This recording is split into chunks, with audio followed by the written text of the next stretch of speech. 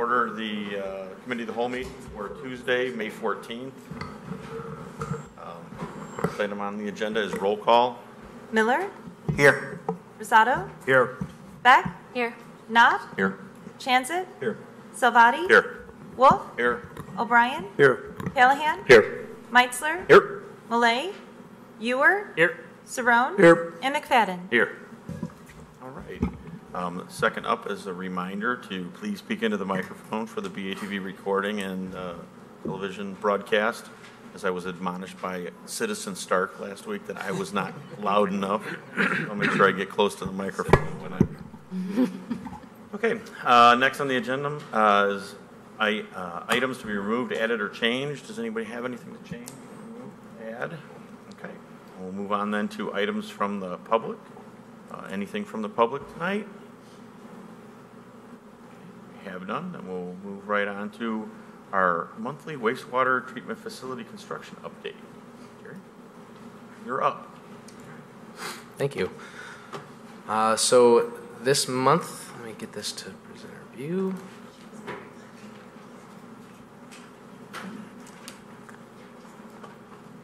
There we go. All right, for the month of April at the wastewater treatment plant, the contractor is taking on all the punch list work that we have established through various inspections with the building department, the plumbing inspector, the fire marshal, our architect, mechanical engineer, electrical engineer, and Trotter and Associates. Basically put together a big list of them to go and address minor items in order to achieve substantial completion and final completion. Typically, this is requested by the contractor when he feels he's at substantial completion. We've been providing the contractor this list preemptively so they can knock these items out, and so the time period between when they get to substantial completion and final completion is minimized. So that's been going on throughout the site: main building up north, chlorine building, and the digester operations building and digesters.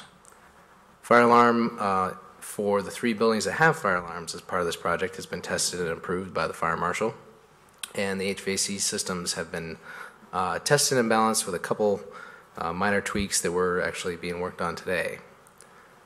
Digester operations have fully started up. We're sending all of our sludge to the digesters now. They're not 100% operational because they haven't reached the level in the digesters we're calling an operating level, but they are digesting. We are sending sludge up to the main building for dewatering, and centrifuges were started up today.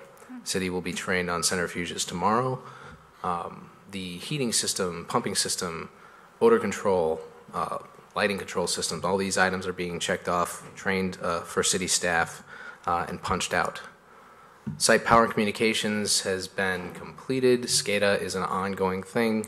That's a system for communications and data acquisition that's controlling the plant. So part of that is moving the city into the building in order to get their computers set up inside the building. They don't have occupancy yet, but our final inspection for occupancy is tomorrow after our construction meeting.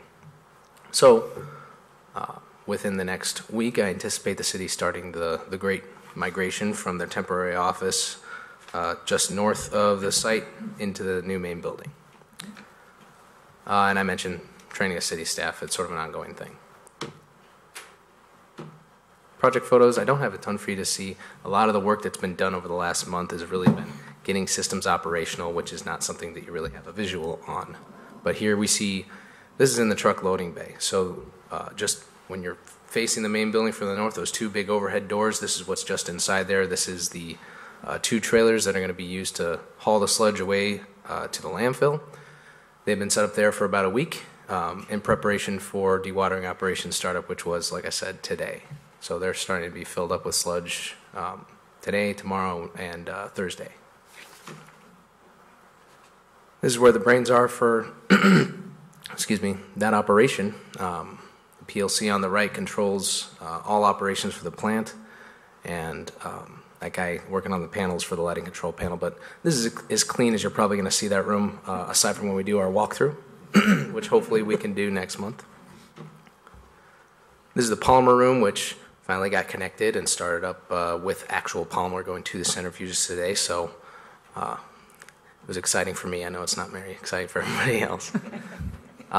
The digesters, as I mentioned, they started up. So you'll see these curved steel beams coming up in 4 locations around each digester. If you drive by, it'll sort of look like a crown. It'll spin as it rises. So what you're seeing there is it's rising. Pardon me. That means it has sludge in it, and it's building up digester gas pressure. So that will build up and concentrate until it's able to be used by our digester heating system, which is a way to cut the city's natural gas usage way down by using the natural byproduct of digestion, which is methane. And here's just a screenshot of the ongoing SCADA work. This is both digesters operational, mixing the sludge, heating the sludge, and producing digester gas. For a cost update, $27.5 million thereabouts with engineering and construction. Estimated progress, 96%. We're really close. This is in terms of projected days remaining on the contract. No update for the change orders. I don't expect to see an update for these presentations to you until the final change order.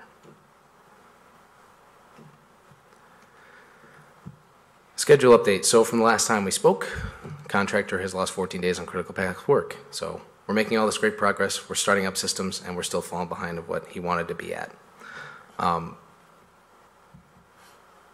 Part of that, as I'll show you through here, part of that is going to be part of the discussion of things that may have been out of the contractor's control, such as the process startup. Starting up the digestion process takes at least a month. So sometimes it takes a little bit longer, sometimes it takes a little bit shorter, but really you need that time to develop the bacteria and the organisms that digest the sludge. So as far as process goes, all equipment's been started up. They're addressing the punch list that we gave them. The digesters are started up. We're sending all of our sludge to the digesters. So I believe the city's temporary odor control down at the sludge handling building is now offline because we don't need it anymore. Dewatering operations started today, and they're going to achieve substantial completion in the very near future. As far as occupancy, which is one of the requirements for substantial completion, they've had their final plumbing inspection, final building inspections tomorrow. The elevator approval, that one is downstate. Apparently they're just waiting for a check to be processed in Springfield. Not really sure why that's holding up, but it's been there for about a month. And then, of course, there's items that the contractor is addressing for occupancy. So that's my update. I see a lot of shaking heads, so I'll open the floor to questions. Jerry, I just wanted to mention the substantial cost savings that will come from the more efficient digester process. You had mentioned the fact that we are, for one thing, able to reduce our natural gas costs because we're able to capture the methane that is a part of that process and then use that methane gas as the fuel to heat the digesters so that they can do their work. But in addition to that, I believe that we'll be able to reduce the amount of sludge that is produced by approximately 40%, and those trucks are much larger trucks than we were able to use before, so we'll have fewer transportation costs as well. So all of those 4 things are improvements that will come as a result of this project. Very true. I have a question, Jerry, just out of curiosity. In the photos, you had the garage where the trucks pulled in. Yeah. Is that a drive-through station? It is a drive-through So there's 2, okay. Yeah. Because it was facing the wrong way. So. They're set up to pull out the north door Gotcha. and right onto Flynn there. So Jerry, when did the digesters start up? Well, we seeded the east digester first, just because of the quantity of sludge that we had to truck back and forth from Wheaton Sanitary District. It was a full day affair. About 55,000 gallons were trucked from their digestion process 2 hours. And we started out that digester with about 30,000 gallons of heated water, balanced it, and then that took about 3 weeks. And then the west digester was started up a week and a half ago, and that's been heating, and we now have about a balanced set of digesters that are about the same level because we've been continuously seeding the west one with the east one. I won't get into too much more details, but it's been about 6 weeks, I believe. So we're close to them being fully operational then? Definitely for the east one. For the west one, it's probably going to be another week or 2 before we get to it being fully operational. Another question, just on top of Laura's statement with heating the digesters, is that what that methane does? Can you just explain that a little more clearly? Sure. The methane that's produced in digester gas is not pure. It's a reduced concentration, and there's a lot of impurities in it, but it has a heating equivalent that's roughly 60%, I believe, natural gas. So what we'll do, previously what the city did with the digester gas was they used it to mix the digesters. They had gas compressors that would inject gas down into the digester, and it would create a rolling effect inside. And then they would burn off the excess. They didn't have gas storage before, so most of it was wasted and burnt off. And it burns relatively clean. What we're doing now with the boilers is using digester gas as much as we can and then supplementing it with natural gas if needed. So like on the winter that we just had, we get a couple cold snaps like that last several days. We might not be able to keep up with the amount of gas that we produce versus what we use. Okay, thank you. Yeah. Did you say that some of the final change order might be related to the digester startup? I was talking about time. So if we're talking about processes starting up that, once the contractor gets it started and gets it rolling, if there's something that takes a little bit longer than he may have thought or we may have thought, and it's through any number of reasons. If there's a small glitch with a heating system and it doesn't heat for a day, we might lose a day. Okay. Because we haven't been brought up to the correct temperature. Digesters need to stay between, this type of digester needs to stay between 95 and 108 degrees Fahrenheit, and it takes a while to get it up there. When it's below that level, we're not producing any gas, we're not having active digestion either. So that'll just be part of the conversation when we're talking about time. Yeah, because that's where I was trying to figure out if they couldn't start the digesters because of all the other delays that were going on. Is that really out of the contractors? No, it's not out of the contractors in order to start the digesters. So yes, he was responsible for getting the building built and getting systems operational, getting the power. I mean, there's a lot that went into it, and there's still a lot that's going into it. We're operating, but we're operating remotely. People are still going out to the digester. The contractor is basically running the operations now because the city hasn't taken occupancy or control of the equipment. So yes, there is a lot that's under his control, but there are aspects of it that are not. I just didn't want to discount it. Right. I'm not throwing everything on the contractor. It'll be part of our conversation when we talk about the final time. Just to back up a bit, I'm sorry, you kind of went a little too fast as I was trying to get over there myself. Sure. Oops. I thought I saw the total liquidated damages and total delay on the project plan. Could you just show those numbers again? I just wanted to make sure I had those. Wait, where's my... There we go. Look at this. Okay, so the way we calculate liquidated damages is every day from contractual substantial completion until actual substantial completion when we issue the certificate, the contractor is charged an amount of $2,000 per day. They're 185 days behind as of their most recent projection for when they're going to get there. So I've used that number, just multiplied by 2,000. Same for final completion. Between contractual final completion, which was December 29th, and when they're projected now that they're going to get there, they're 167 days behind. Okay. So those two numbers multiplied by 2,000 piece gets you $704,000. Yep. Thank you. Yep. Anybody else? Just a question for you.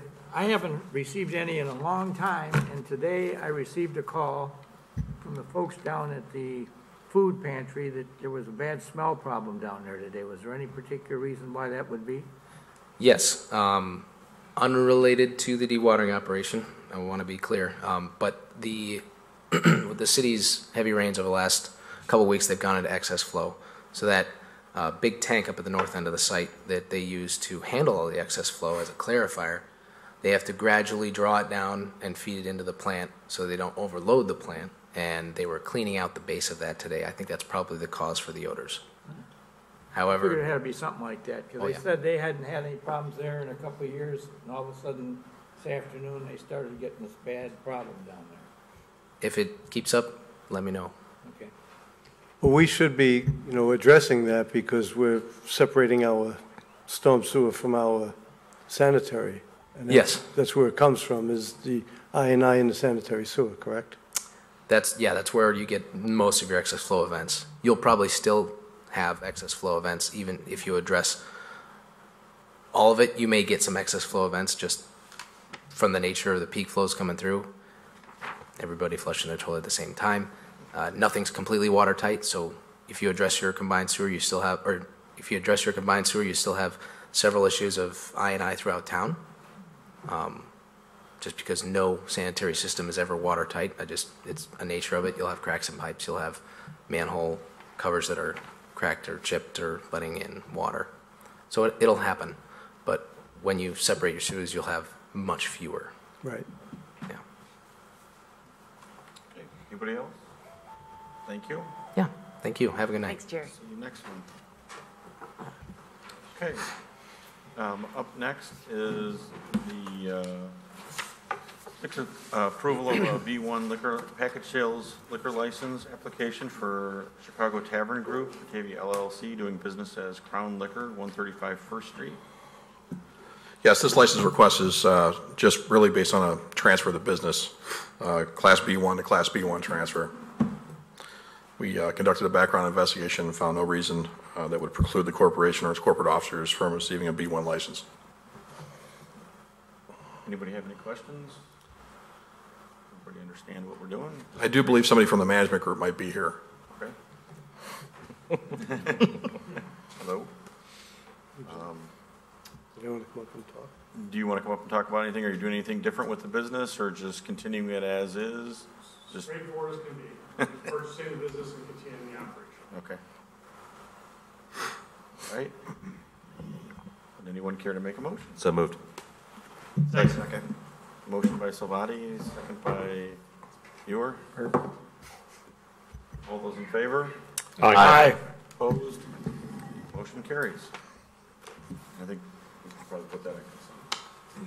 That'll be on the consent agenda for the next city council meeting. Okay.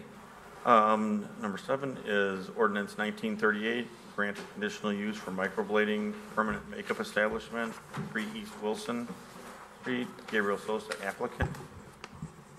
We need to vote. Don't have anybody to take that yet. Okay. Skip to the end. What? I'll open that one up. You know what? You can go ahead and start. Okay. I was ready to jump in. But yeah, essentially this is a conditional use request to operate a microblading and permanent makeup establishment. April Rundy would be operating as 5 to 9 salons within the existing Urban Styles business. Basically, it's a sub-tenant.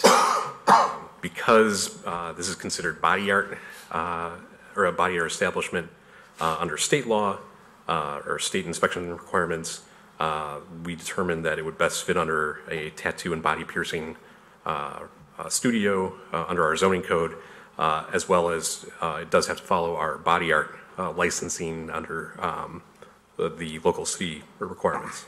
So this would be, which we regulate through the conditional use process, and so this would be one of 2 locations allowed in the DMU district. So essentially at the public hearing, there was no members of the public that spoke.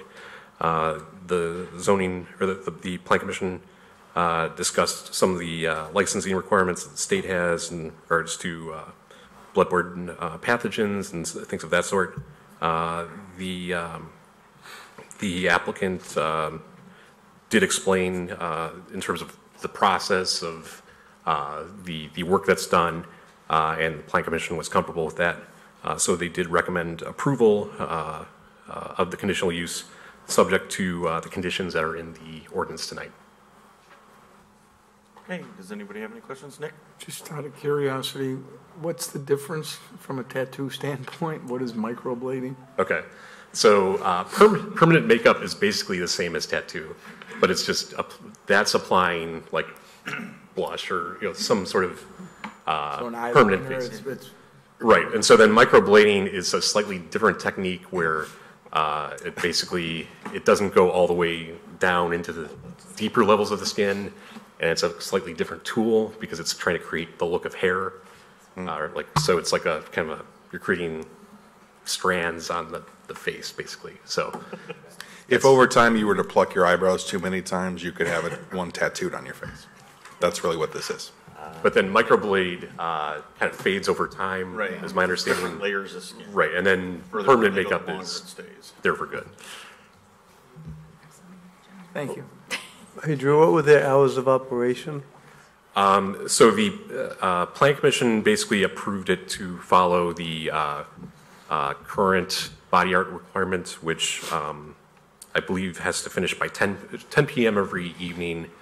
And then I believe the opening is like 8 or 9 o'clock. I don't recall off the top of my head, but essentially the applicant would be basically setting appointments, and because certain days the salon would be closed, so they were looking to just operate during days that, or basically any period allowed within our licensing requirements. So.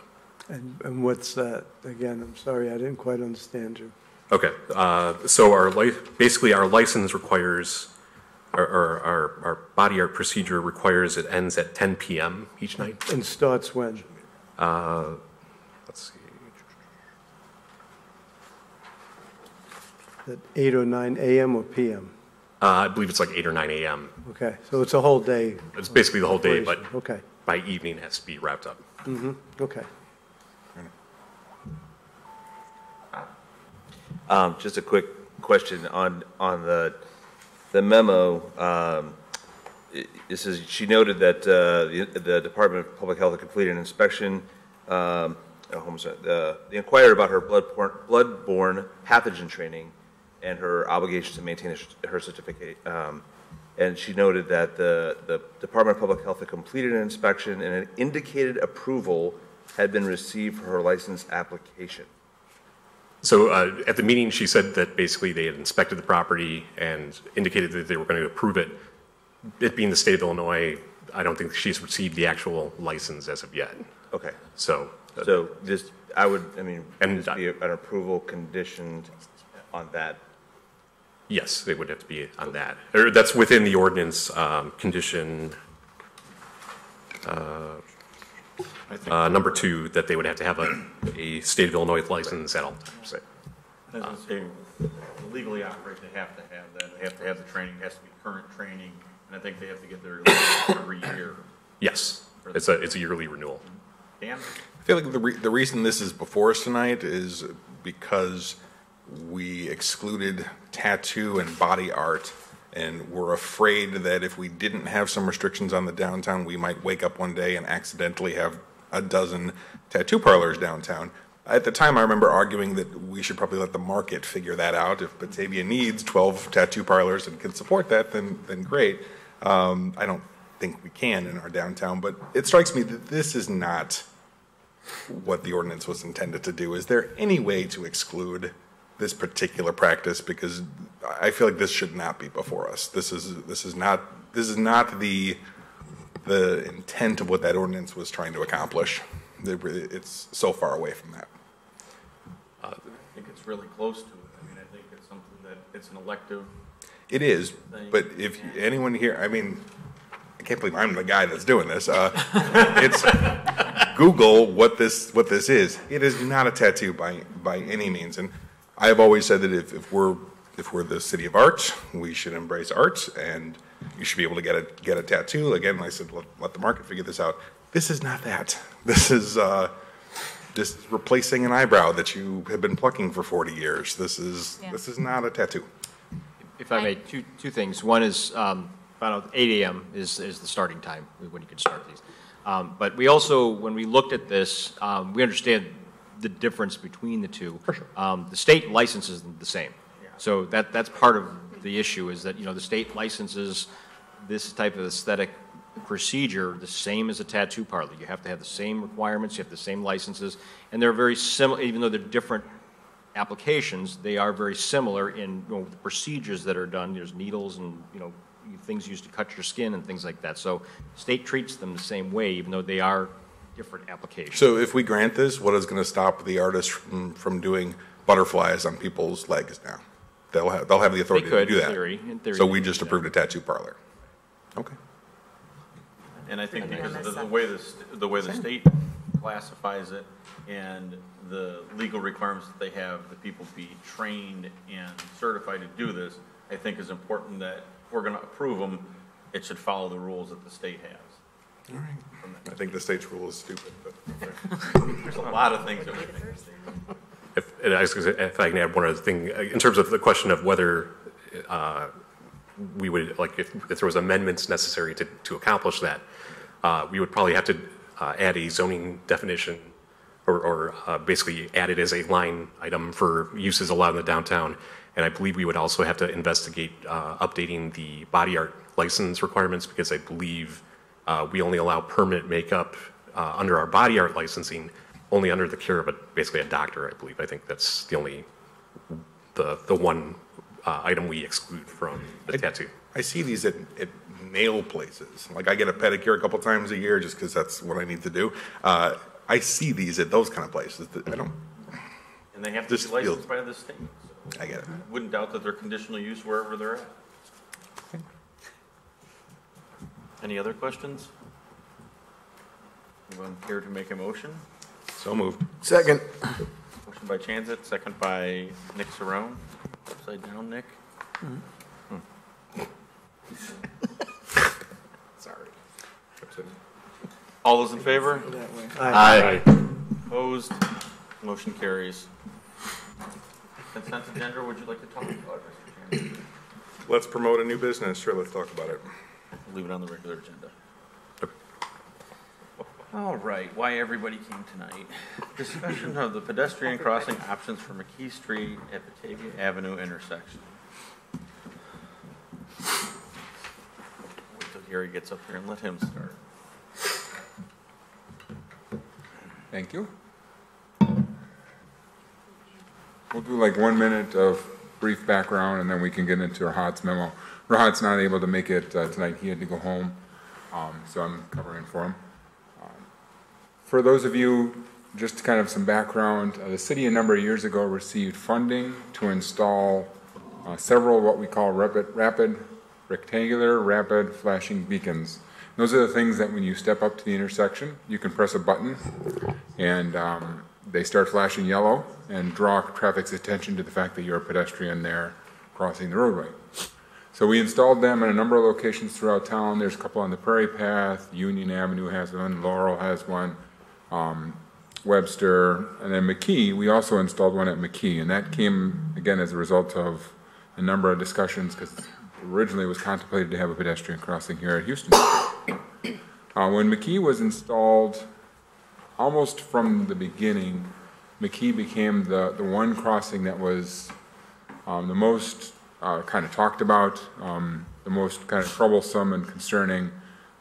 It is, of course, on the 4-lane section of Batavia Avenue, as are Union and Webster, but Union and Webster, the sight lines, the whole dynamic at Union and Webster are a little different than they are at McKee. McKee was more towards the central district of the downtown.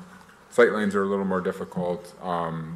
At the time it was first installed, we had more tree cover, a little bit darker, not as bright street lights, so there was a number of things that were discussed related to McKee.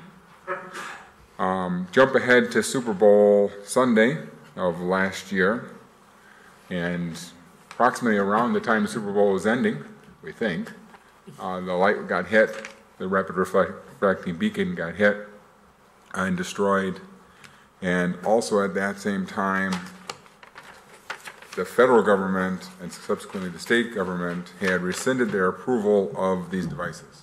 So even though the device had been up, the government was now telling us that we could not put up a replacement device. Again, I'm skipping a lot of the details, but jump ahead a few months from that, and the federal government said, yes, you can now reinstall rapid flashing beacons, and the state of Illinois said, time out, we won't necessarily allow you to reinstall this thing. And so staff met with IDOT's staff. That was a many-month process. And one of the good things that came out of the most recent legislative drive-down was the notion that we had been waiting for months and months and months to kind of get a word from IDOT. And I think the drive-down kind of prompted some of the IDOT officials to take a look and finally now give us some sense of direction, which is what we're going to be here to talk with you about tonight. So there are some options that council has discussed over the course of time as to how to best make the McKee crosswalk safest for pedestrians. And so one of the things that we looked at, I'll start with kind of, and work my way down the list. One of the things council wanted us to look at was the installation of a traditional traffic signal, a full-blown traffic signal, which in order to install a traffic signal, you have to meet what they're called warrants. So the manual and uniform traffic control devices, which is kind of the guidelines for all signs and striping and traffic devices, tells you that you have to have a certain amount of traffic in order to meet warrants for a traffic signal. And because this is IDOT's road, IDOT dictates the final decision.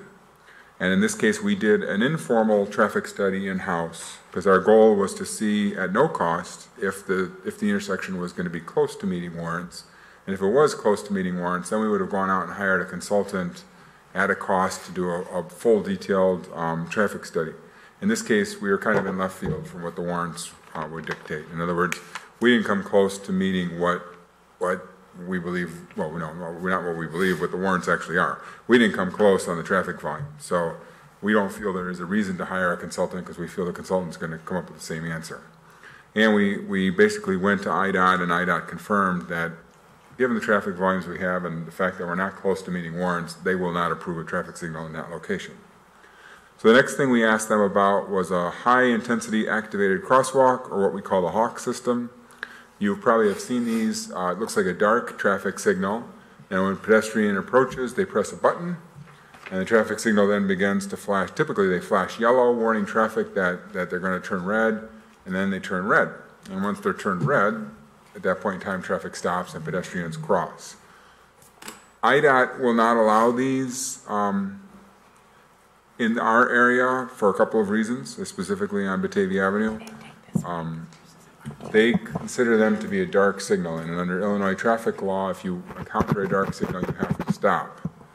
And they feel it's confusing to have a hawk at a intersection, so at the intersection of McKee and Batavia Avenue, because people will perceive it not as a pedestrian device, but as a traffic signal. So that's one of the reasons why they won't allow it in this particular location. As an aside note, we looked for a hawk system down at Millview on Batavia Avenue, and down there, one of their statements was they wouldn't allow it down there due to the speed limit of the traffic traveling down there and the traffic's ability to react to the signal when it turned red. That's not really the case up here, though, because the speed limit is lower. Anyways, then they said that yes, indeed, they will allow hawk systems in a mid-block application, so between intersections. That is something that they would allow, as long as it's a certain distance from the intersection and as long as it's a certain distance from any driveway, which, given that we're in the downtown area, we have driveways basically at every house, and so we can't meet that distance. There's no way to meet those minimum distances in order for them to approve a hawk system. So basically IDOT is telling us you cannot have a traffic signal and you will not be approved for a hawk system. So we're back to, in order to improve the pedestrian crossing, we're back to the concept of a rapid reflective, or rectangular rapid flashing beacon. I'll say that 10 times real quick. The flashing beacons that we had up there were a concern because they were visible to traffic in the outside lanes, but if a vehicle in the outside lane, say a passenger van, stopped, a vehicle in the inside lane could no longer see the beacon because the vehicle was blocking it, the other vehicle was blocking it. And so we did have a couple of incidents where vehicles on the inside lane kept going straight through the intersection even though pedestrians and the vehicle on the outside lane thought it was safe to start crossing. So that was a concern, and that was one of the things that council wanted us to look at, was if we're going to even go down this route of the flashing beacons, how can we make them safer? This is an MUTCD approved configuration that would help to improve the safety of the rapid flashing beacons. It starts with, and I'll use a little pointer here if I can get it to work. So it starts with a leading device which sits out in advance of the intersection, typically around 150 to 200 feet, and it's like this, that would be depicted by this device here. So it's in front of the intersection as the first thing hopefully all traffic sees. Then you have essentially the same location where the older ones were, and that's these two locations. So that's at the curb line, at the crosswalk.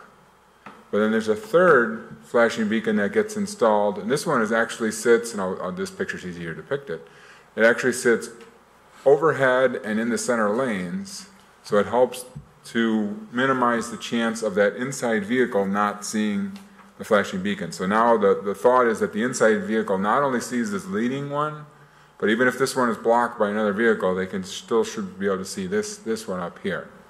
And so these three are an improvement to the overall configuration. They are approved configuration by MUTCD, and they are basically what IDOT has told us that IDOT would approve for this crossing. I'm not sure that we could get IDOT to approve just what we had there before, which was just the curb line rapid flashing beacons, nor do I think that staff would even recommend that. So at this time, we are making basically a recommendation for two things, and I want to touch on the second point now in more detail, and that is that since that Super Bowl Sunday, we've been living with what I'll call a traditional crosswalk, traditional signage, traditional striping, no other measures. And I believe the chief can correct me if I'm wrong, but since that time, I don't think we've had an incident up there. Nor am I aware of a whole bunch of complaints about that intersection since that point in time, about people saying it's difficult to cross, any more so than Houston Street's difficult to cross. So two options that staff is presenting is to leave it as is, leave it as a traditional crosswalk that we have there today, or if we do feel that we want to do enhancements, we should be doing, this is the one form of enhancements that we would be allowed to do. We would recommend against bringing back what we had previously, but we would recommend for this triple kind of three in combination. These basically work on Wi-Fi, if you will. They basically send signals to each other, so that's how they work. But that we feel would be a good alternative to what we had previously out there. So at that, I'll turn over for questions. Okay, who wants to weigh in first? Mark? Living on Batavia Avenue, I've often crossed Batavia Avenue without the aid of a crosswalk, without the aid of any signalization. It's not difficult to do. In the morning, it might take a few minutes before the traffic calms down. I have to pull my car out onto it every day, so I know I sometimes have to wait. I just don't think we should invest any money, even with keeping the crosswalk as is. I mean, it's okay, but because of the law that you have to stop, not everybody's going to see that. And I teach my kids, wait till there's no traffic. Don't make that assumption, because people make the assumption on Wilson, hey, everybody's going to stop because that's the law, and it just doesn't happen. I think putting in anything is just setting us up for failure. Even leaving it as is a potential to set us up for failure. I would rather just take it away. And if people are walking downtown, biking downtown, it's only a couple more blocks to get to a real crosswalk or get to somewhere where it's a little easier to see everybody. Because, like you said, the tunneling effect, the trees, it's dark in that area. Even in the middle of the day, it's dark in that area. So I'm not in favor of spending any more money in this intersection. Nick? I was thinking those same things, but I don't live there. So I was like, should I speak up? So I'm glad to hear that he feels that way. But the only thing that I would say is if you invest, I know that the chiefs brought up the fact that you put more stuff here, it gives a false sense of security. And that would be concerning. Why invest to create something worse? And if there haven't been issues, I know there have over time, but I would support what Mark said and keep it as is right now, not invest. You bet. Dan? I would say that the 3 signs is a vast improvement from what used to be there. But I also remarked at the last committee when we talked about this that I'm not in favor of doing anything there. So I will echo Mark's comments. I think it's telling that we have not had any incidents as of yet.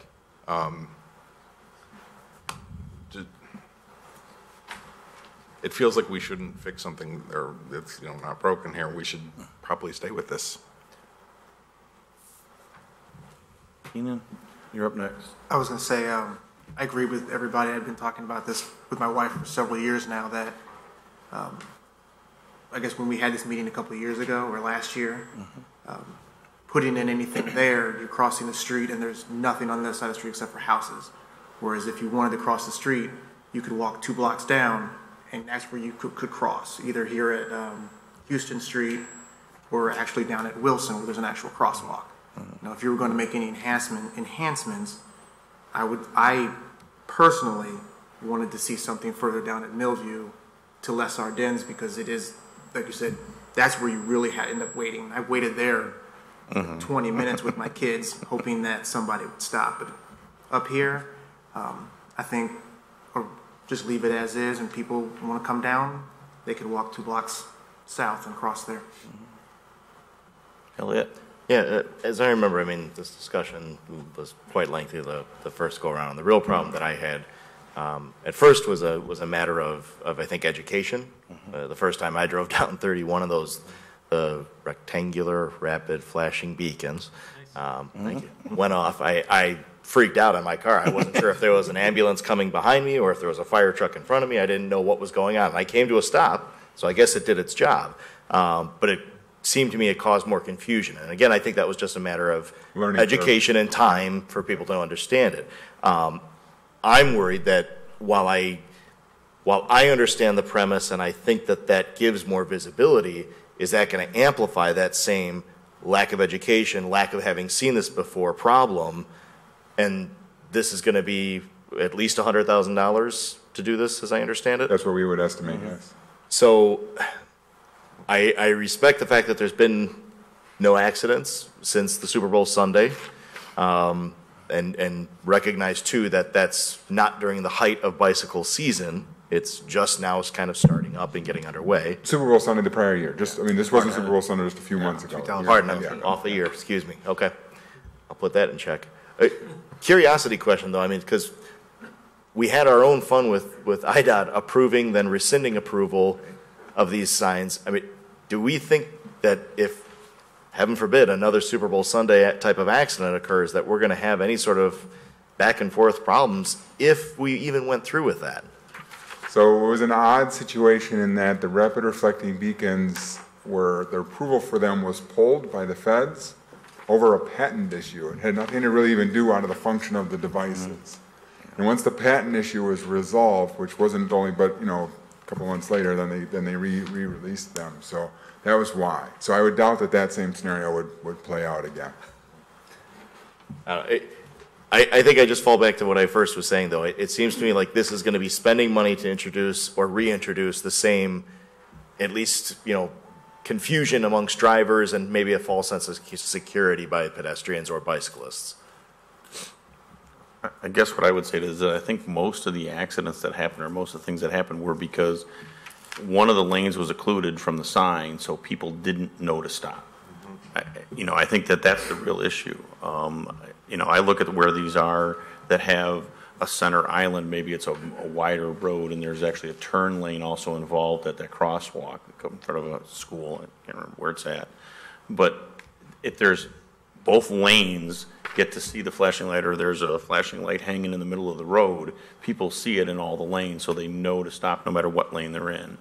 So I think that, although it's expensive, I think that being able to have a crosswalk there that is not just striped makes sense, to try to make it a safer crossing.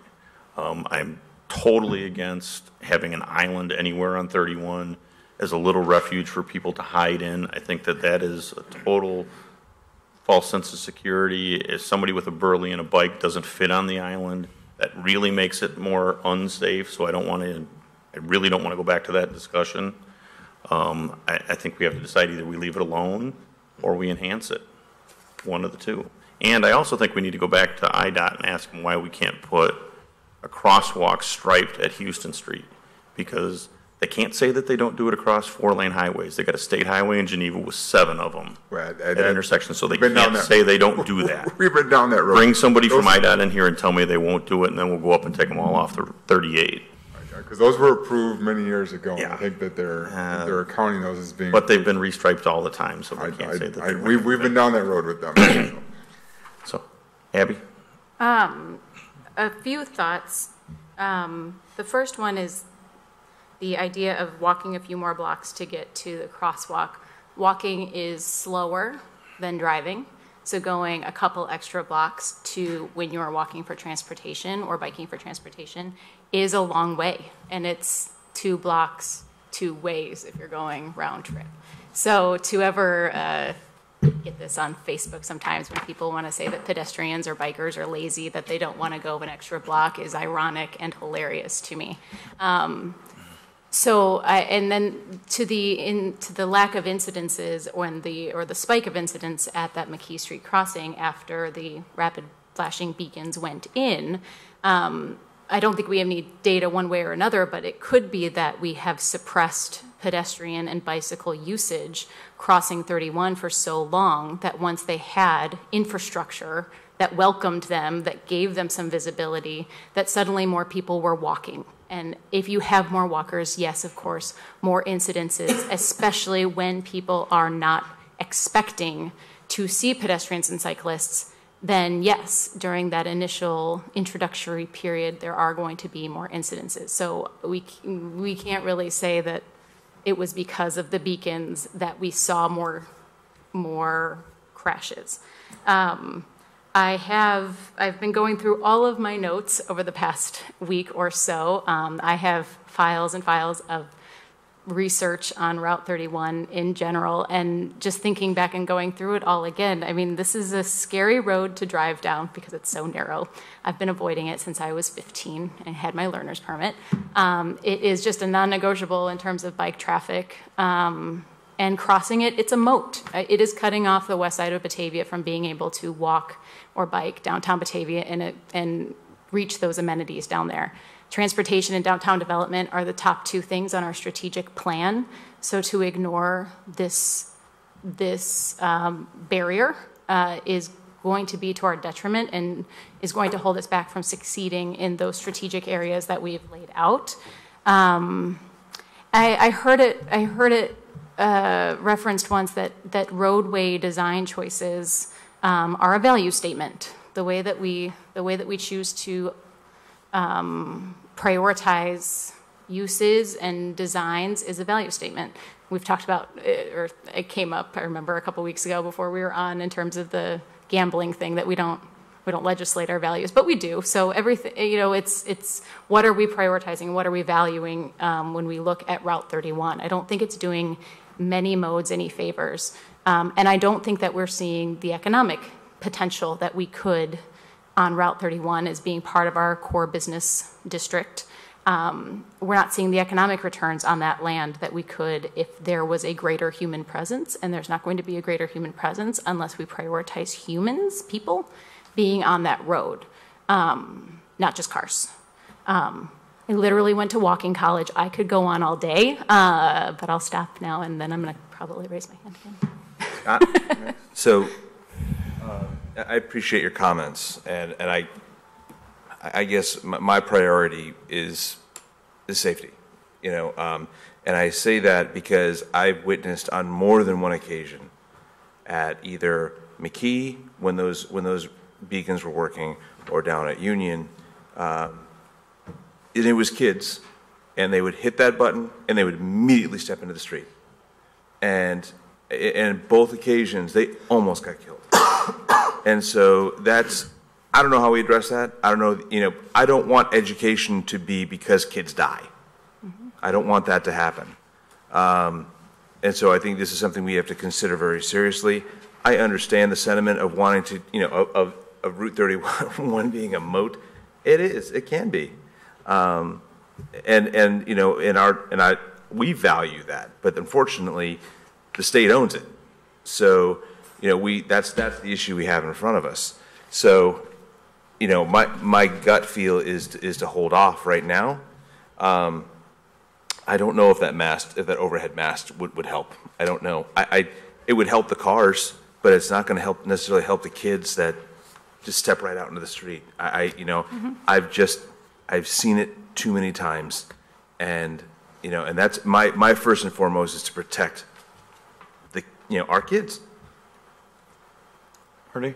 So the area where McKee is a challenging part, and I don't really think the solution to kind of getting everybody to downtown is at that intersection. It's just not. You look at what the normal flow of pedestrian traffic is. It's going to be at Houston, and it's going to be on the north side of that intersection, which was a little bit of my problem with putting it down on the south side, because we had just built the Houston Street sidewalk all the way up. And what does that do? That leads people to walking straight across.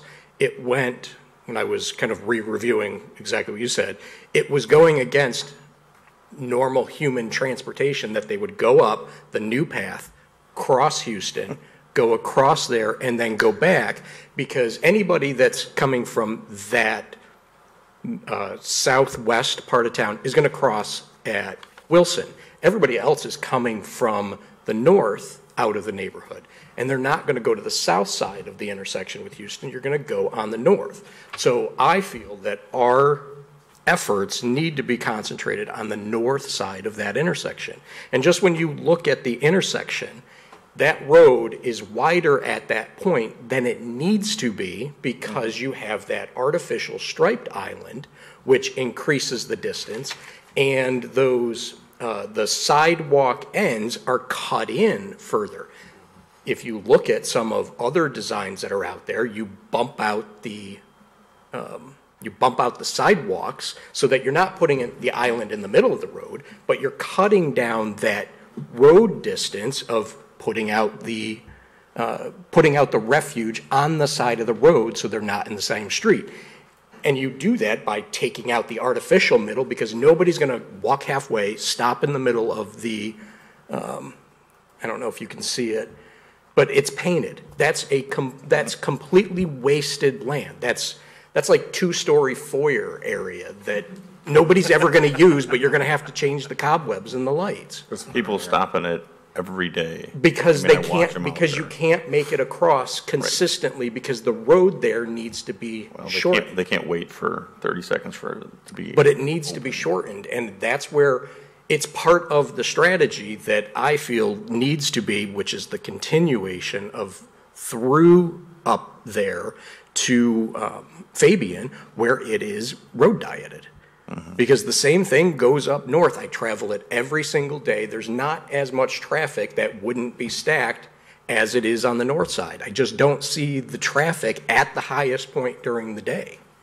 And to address, going back to, it always bothers me with the IDOT in our area, because I can't stand the kingdoms of that it's in this, because IDOT isn't against Hawk systems in Illinois. District 1 is, ours is, because there is one at Central and Weller and Mount Prospect. Now, that doesn't have the sidewalks, but to Keenan's point, what's stopping that? There's no driveways down where Millview meets going over into Les Aarons. So it's kind of talking out of both sides of our mouth. I want the state to issue an edict as to what's allowable, and it be consistent across, instead of this goes here and this goes there. But that's my beef against IDOT. I can say that when we were in Springfield and talking with IDOT, they did express that they want that to be the way things are going forward. They were surprised to hear that different districts had different policies. Abby? To the safety point, it resonated because of our earlier meeting, but there's a CDC graph out there about the leading killer of teens. The graphic was a gun control graphic, because that's the number 2 killer, but the number 1 killer is traffic crashes. They're dying in their cars. So in terms of safety and in terms of yeah, in terms of safety, just getting, and congestion, getting people out of their cars is a big contributing factor, and that would help the safety. If we were going for purely safety, then that's like the number one answer, is to get less people driving in their cars. Then when we were working on this a couple of years ago, a few of us residents that were really passionate about the idea of a road diet for downtown Batavia did a lot of research, had a pamphlet and everything, and just kind of lost steam. But we actually went and visited IDOT ourselves and asked them, you know, what's possible? Is this possible in our downtown? They listened to our concerns. We chatted through all of our different options and issues, and they said that they would entertain it with a study, obviously, and I know studies are expensive, but I'm kind of with Steve, whose email I forwarded to all of you. This is the least bad option, but it's still not a great, this is not a great option. This is not going to, it's not going to solve the safety thing, and I should have led off with that I don't love this option either. From an economic standpoint, because I've looked into this as well, and I have concerns about as we go south down 31 and we look at the strip with Beards Guard in it, and then you look across the street at the strip with Abe and Dachshund, with Abe and Dachshund Chase being for sale, and just thinking about what is the potential for that side of the street. I was looking at, if anybody's interested, property tax per square foot on either side of the street. So you've got kind of like the idealistic human scale design with wide sidewalks and storefronts and, you know, street frontage design. And then on the other side, by virtue of it being a car mechanic's place, but then also the Chase building being very car centric, very, very auto dominated. So per square acre on the west side of the street, we get over $78,000 per square acre out of those properties. On the car-oriented side of the street, it's only $30,000 per square acre. So it's more than double. And so if developers are going to respond to the conditions of the street, I think we should take a preemptive look at what that street looks like so that we can kind of make more productive use. You guys talked a lot about being creative during the budgeting standpoint and making sure that we're maximizing the revenues that we can get in. Getting more people on our streets and designing to get more people on our streets is the solution to some of that.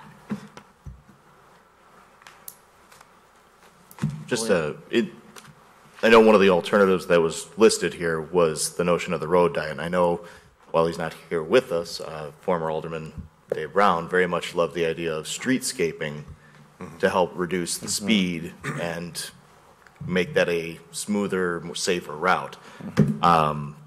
In the discussions with IDOT, was that at all brought up as, would they even consider it? I realize that the traffic flow on 31 is as you mentioned, one of the warrants. It's certainly high enough. Is that something that we think they would even entertain?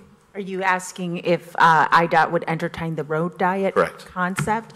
We didn't bring that forward, I think, because there hasn't yet been sufficient support on the city council to move forward with that. But if discussions lead there, we're happy to bring that up with them.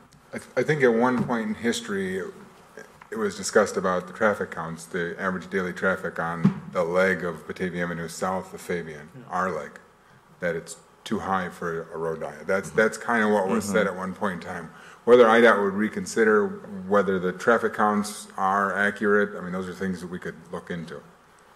And just a quick response to that. They told me when I talked to them that they were looking at the projected traffic counts of 2040 being higher than they would allow. But our current traffic counts were not. For a road diet? Yeah. And I think the one issue too is, and I happen to work on the Houston Street corner, so I see it every day.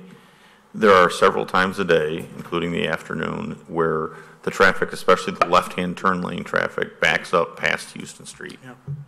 So, I mean, if we do a road diet, I don't know that it can go south of Houston Street, and it's got to, like, start again after Main Street. So I don't think it encompasses, to me, the streetscape area that we've kind of identified for that area. I think it would be very difficult to have 2 lanes and even 3 lanes with a turn lane in the center of it through that central business district. Abby? Sorry, I've got research for days, guys. I can send it all to you. So, We would love that. Actually, I would like to see that. yes, because if I should have that's sent it ahead of time. The road diets that have been implemented and the studies that have been done generally show that congestion does not worsen. People ultimately take different routes if they need to get through more quickly, and that sounds fine to me. I mean, I like in terms of our downtown core business district, getting people quickly from St. Charles to Yorkville, doesn't do us any favor. So to eliminate some of that traffic to some of the larger roads east and west of town, where they're not going to stop here anyway, sounds like a better use of those roads, and we can be more productive on our downtown street. Dan? I'd be curious to see what a traffic study said then, because if in 2019 we're already seeing failed intersections, what is that going to look like in 2040? How many streetlights are we going to need to build up and down this road to handle that? And then we're talking about spilling over additional failed intersections now into the neighborhoods. We could have stacking cars in residential neighborhoods as well. So I would want to see a study before we move forward with that. But it's a great idea. But I have a feeling that it actually will make the traffic situation worse downtown. Nick? A couple points. One, we've been doing this in my tenure a lot. And I want to say thanks to Gary, the amount of effort, this staff, and the time that they've put into this, and communicating with IDOT is just off the charts. But it brings up two points. One, and you said it, Abby, there is not a good answer. I mean, we have scrubbed up and down. There's not a perfect answer. So with that said, I just want to make sure it's clear that our recommendation of inaction does not by any means mean we don't value safety or anything like that. We are looking at this. There is no perfect answer. So what is going to be the safest? And the jury's still basically out on that. So I just wanted to make sure it's clear that we've been hashing this for years, and we want the most safest, best thing for downtown, and it's just not a clear answer. So, Mike? I think you're right, Nick, that there is no safe, there's no safe course of action to take right now. And Mark could be right. I tend to agree with him to do nothing now, because it's not safe, but none of the situations are safe. But I think, not assigning blame or casting stones, but I think the council's been myopic, and I believe that we lost sight of Houston Street with that vote we had. And so we got to get beyond that. But Houston Street would have been our safest bet, because that's where people do cross. And that would have been our safest bet. And in regards to the 2040 study, I don't know if I agree with you, Dan, because I think where we're headed towards is we're looking to cut our carbon count and our carbon footprint. And I think pedestrianism is on the rise, that people are looking to spend more time walking, and people in town, if they can walk somewhere, right now they just drive. And I think now when you're older, like I am, you might drive more, but the younger people are walking, and it's going to be innate in them to just walk. So I think 2040, because we do want to set our goals to the future, would be more of a pedestrian society. I have to see that. I mean, I think that's the future for our children, and it's the best future for our children, something we should be promoting today for that. So I'll let go with those thoughts right now. Marty? Yeah, I think the McKee intersection before was the best of the worst situation, and now all we're doing is just figuring out what the best of the best worst now is again with that one. So I think the inaction would be not to do anything with that one, but any money that we were thinking, I would propose that we concentrate on figuring out what the road diet would cost, the survey for the road diet, and that be the strategic vision of what we're trying to do. Because once you narrow some of these other points down, for crossing, it's going to assist that we might have different options going forward. And the ability to plan for those on the single lane going through the downtown business district, it'll take a lot of the fear of everybody that's trying to get into their cars at the pizza place or at State Farm or any of those places. Everybody's always up against their car. So why wouldn't we want to move some of those away?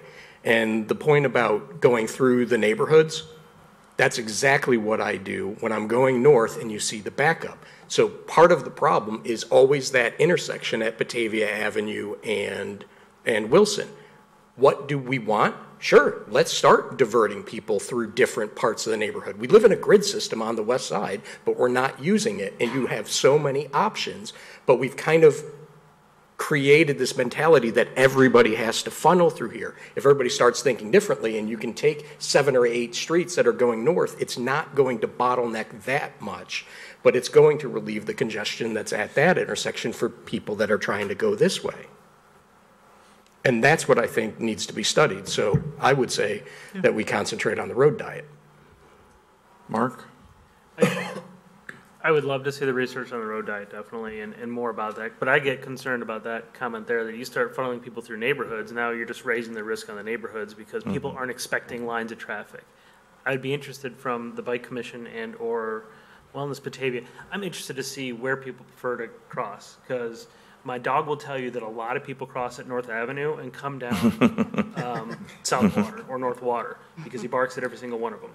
So dozens upon dozens of people on the weekends, evenings. I mean, that's where people are really crossing. And guess what? It's a very visible place to cross because there's not a lot of shading over there.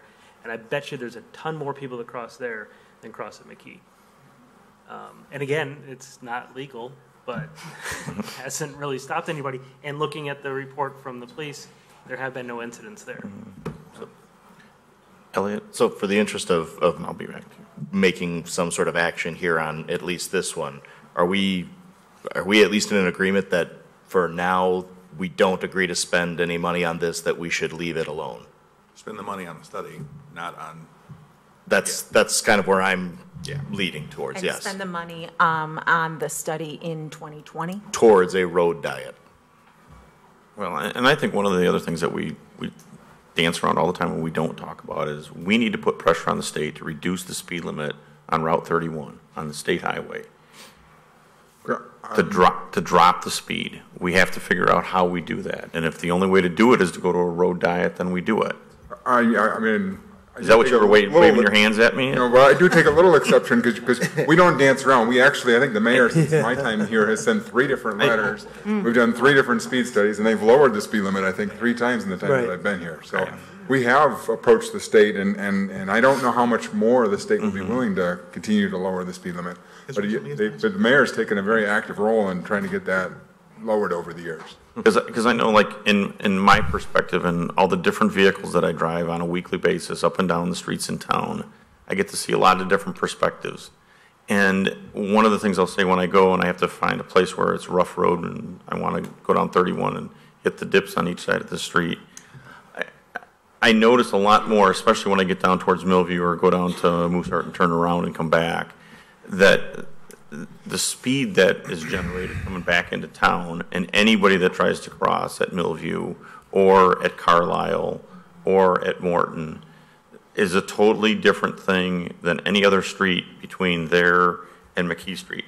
And then again, when you come south on 31 at McKee Street, it's like you're just being funneled into that little spot. And that's one of the things I think is the real problem is people come in there and it might be marked 30 or 35 and people are doing 45. I mean, I see the officer that comes out and sits in front of where I work and every day gets a couple of people. Every day. The reality of crossing at Millview is 50 miles down there. 50, 55 cars are going. That's just the reality. Most cars. very quickly to the idea, this is not the best graphic, but it's the one I was able to pick up the quickest, because this still shows 2 lanes on each side. But just imagine for yourself if this was 1 lane on each side with the center turn lane. Traditionally around here, we see that center turn lane end, and then a more of a traditional turn lane at intersections.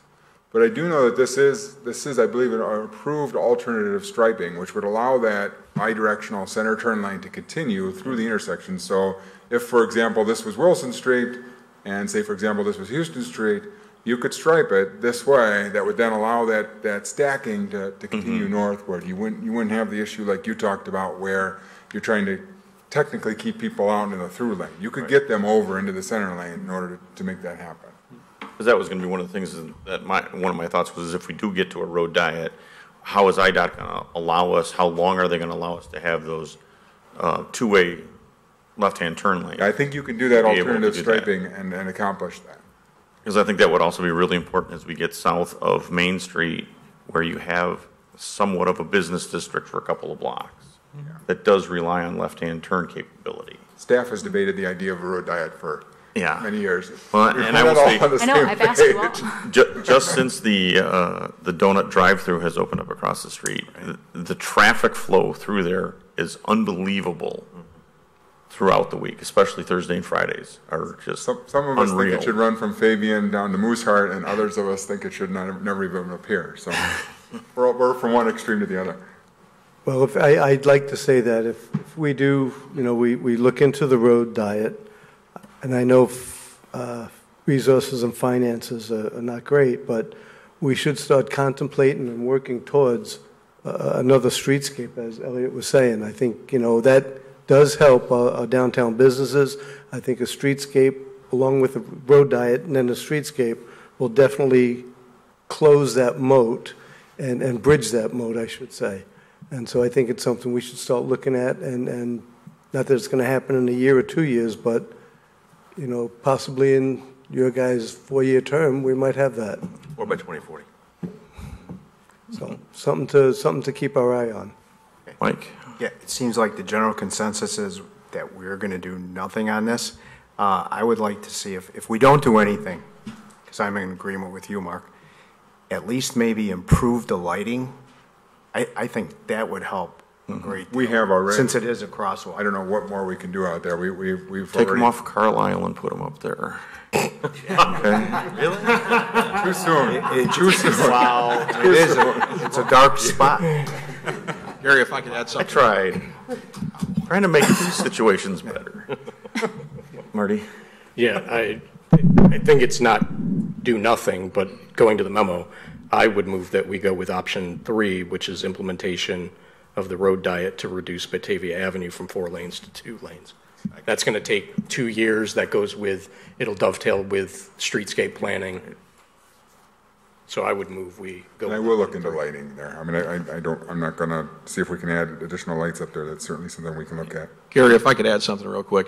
The recommendation that with the overhead mast arms, those would include lights on top of them, right? That would shine down. Shine straight down pedestrian onto the crossing. crosswalk, correct. If I could just add, from the perspective or the observations of the police department, all the 4-lane crossings are dangerous. This one is extremely dangerous because of the major arterial intersection it's at. It may not be volume enough to have a traffic signal, but there's a high density of traffic there, and there are a lot of dynamic traffic movements going on. So that's why we think we had the volume. We were attracting pedestrians in a high density vehicle area to cross. I mean, it was never a great location. So I'd recommend if you reconsider this, that it only be done with the overhead mast arms. I would also ask you to consider improvements to the Union and Morton Street 4-lane crossings as well. We've had pretty good experience with the 2-lane traffic. Wouldn't mind seeing more of those actually throughout the community. Along Route 25, they've been very effective. Along Route 31, they're not. That road is designed for vehicular traffic. It's 4 lanes across for that reason. I would guard against recommending we push rush hour traffic into the residential neighborhoods in the downtown area as well. Yeah, and I was just going to say, when you mentioned the 2-lane ones, I think that the 2-lane ones are great, especially along 25. You get out on Hart Road where people are not following the speed limit, and that's a really dicey one out there, and there's a lot of traffic at that Right, one. and you also have people popping out of the bike trail as well. Yeah. Was that a motion, Marty? Yeah. Do we have anybody from the public that would like to address us tonight? But you still got to choose. Come on, get up and say something.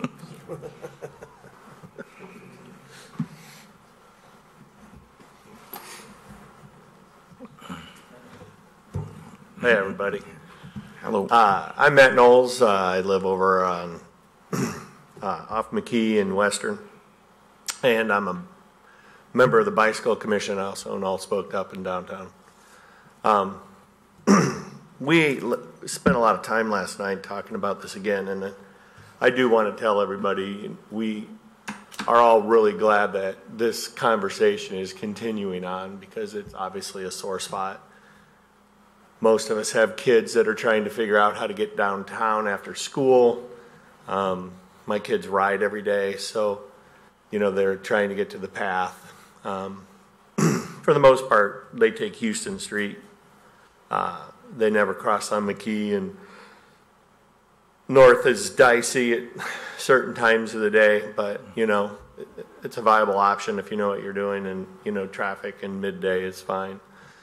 But last night, we talked about as the commission that we came to the conclusion that we didn't support, any really of the options at this point because we still are doing the best of the worst.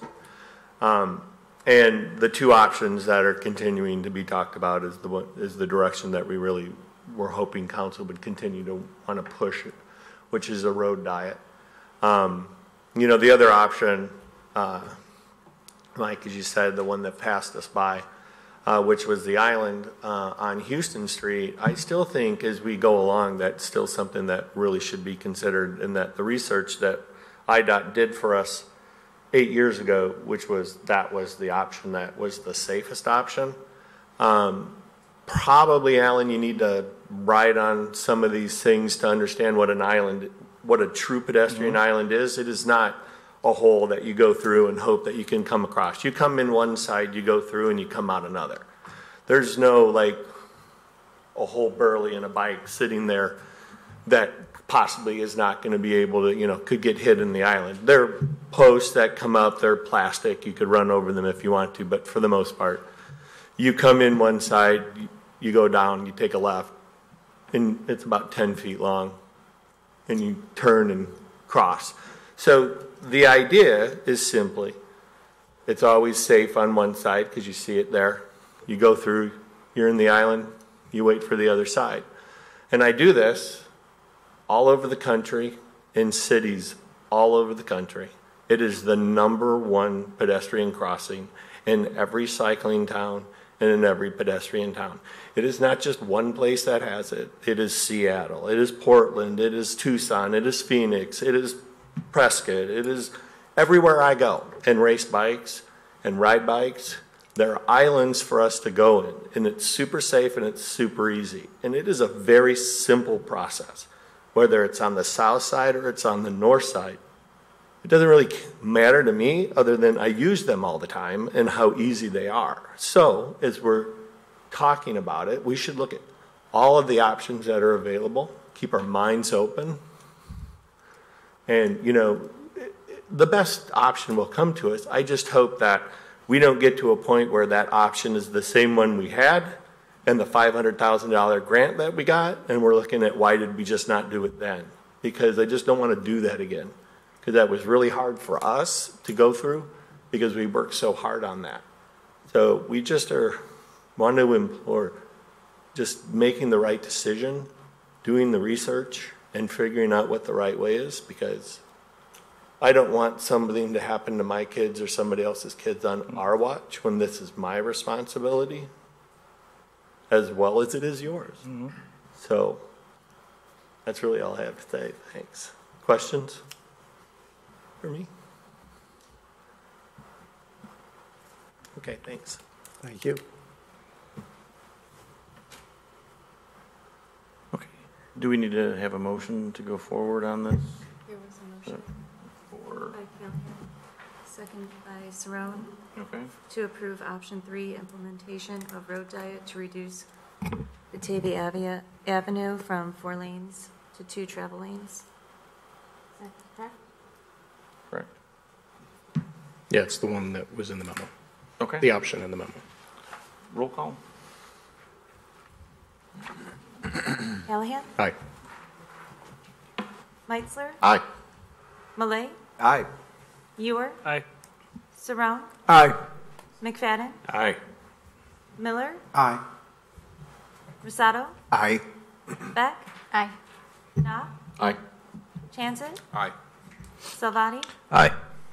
Wolf? Aye. And O'Brien. Aye. Motion carried. Okay. We will move on then to, let's see, I gotta find it. Well, it is. Ordinance 1928, amending the text of the zoning code, continued from our last cow meeting, or 4-9. Drew to get up here.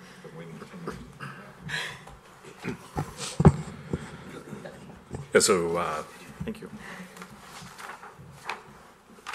should I go ahead? Go ahead. Okay. Yeah, so at the last city council meeting, there was a request to bring back ordinance 1928 for further discussions. Most of that was related to the proposed building size limitations based on, and the lot sizes that went aside with those.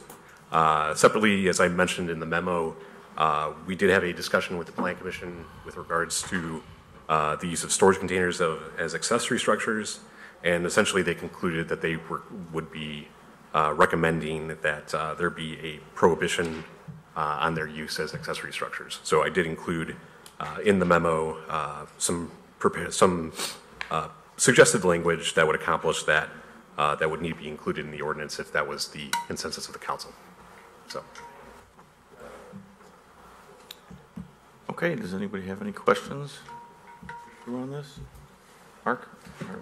Well, again, I mean, I still think that this is a solution without a problem right now.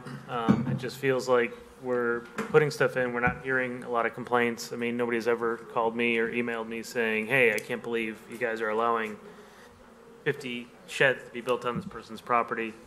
I think we're creating a situation, especially, I have a friend that has a 2-story garage for an apartment eventually over it.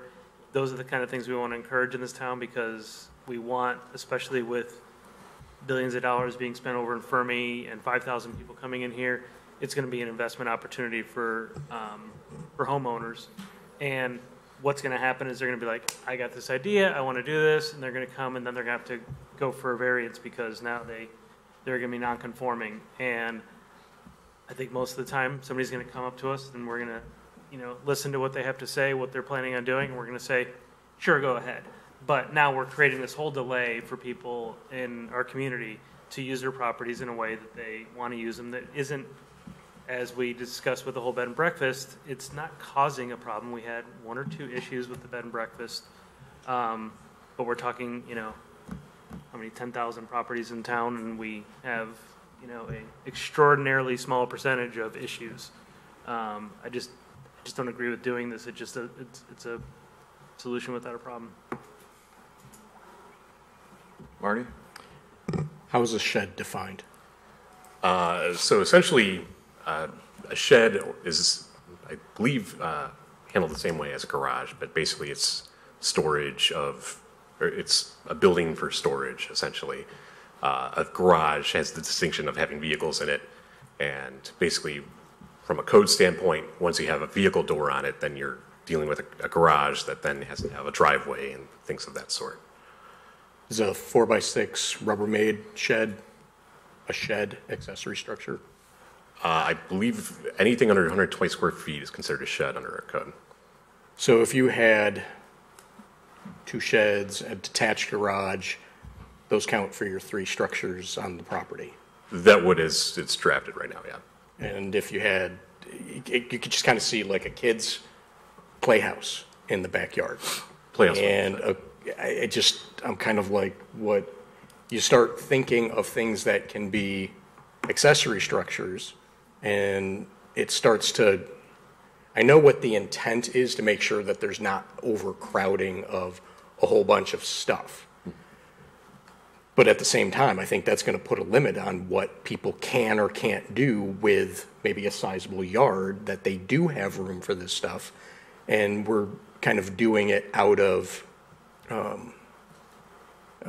more of a visual appearance rather than, because if you can't put stuff in a shed and you have a lot of stuff, where's it all going to go? It's going to go in your garage, and now people can't use their garages, so they're parking out in the front yard.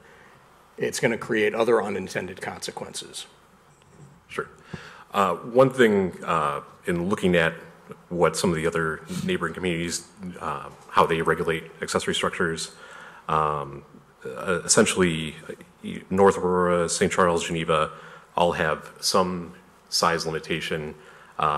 St. Charles and Geneva both use a percentage of the lot size, separate from floor area ratio, but basically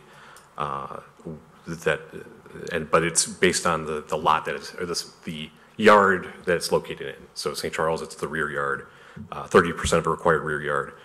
Geneva, it's 25% of the yard it's located in. North Aurora, it's a 10% of a zoning lot, and then there is a limitation there for 2 accessory structures. But the other communities, we're just using basically a percentage of the yard it's located in. One comment I wanted to make is I wasn't so much worried about the aesthetics of it or how many there are or whatever the numbers or locations will be. The thing that I think of that I hear about all the time is how nothing ever got approved, but somebody put 2 sheds in their backyard and now the water doesn't flow through their yard the way it did when the lot was designed. So we allow people to do this because the structures fall below whatever our thresholds are, and then you change the dynamics of how the water moves through a neighborhood, and you end up creating flooding in somebody's backyard or somebody's side yard or somebody's front yard because the placement of them, the way that happens, or the amount of them that are in somebody's yard, and then you have the impervious surface. So that's one of the things that I think we have to take into account in this whole picture. Gary? If I could just jump in on that point, if it requires a building permit, I'll let them to speak to what requires a building permit and what doesn't require a building permit. But for years now, since really about 2009, 2010, if it requires a building permit, it goes through engineering. Right. And then if we think it might be a concern from a drainage standpoint, that's noted at the time of address. So for many years, we've been addressing that issue. Now, if it doesn't require a building permit, they can plop it out there and then cause other issues. But yeah.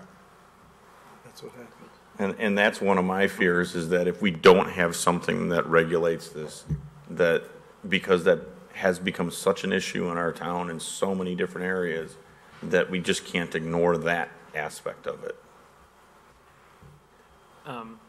Doghouse, would that be a structure? We don't issue permits for doghouses. So.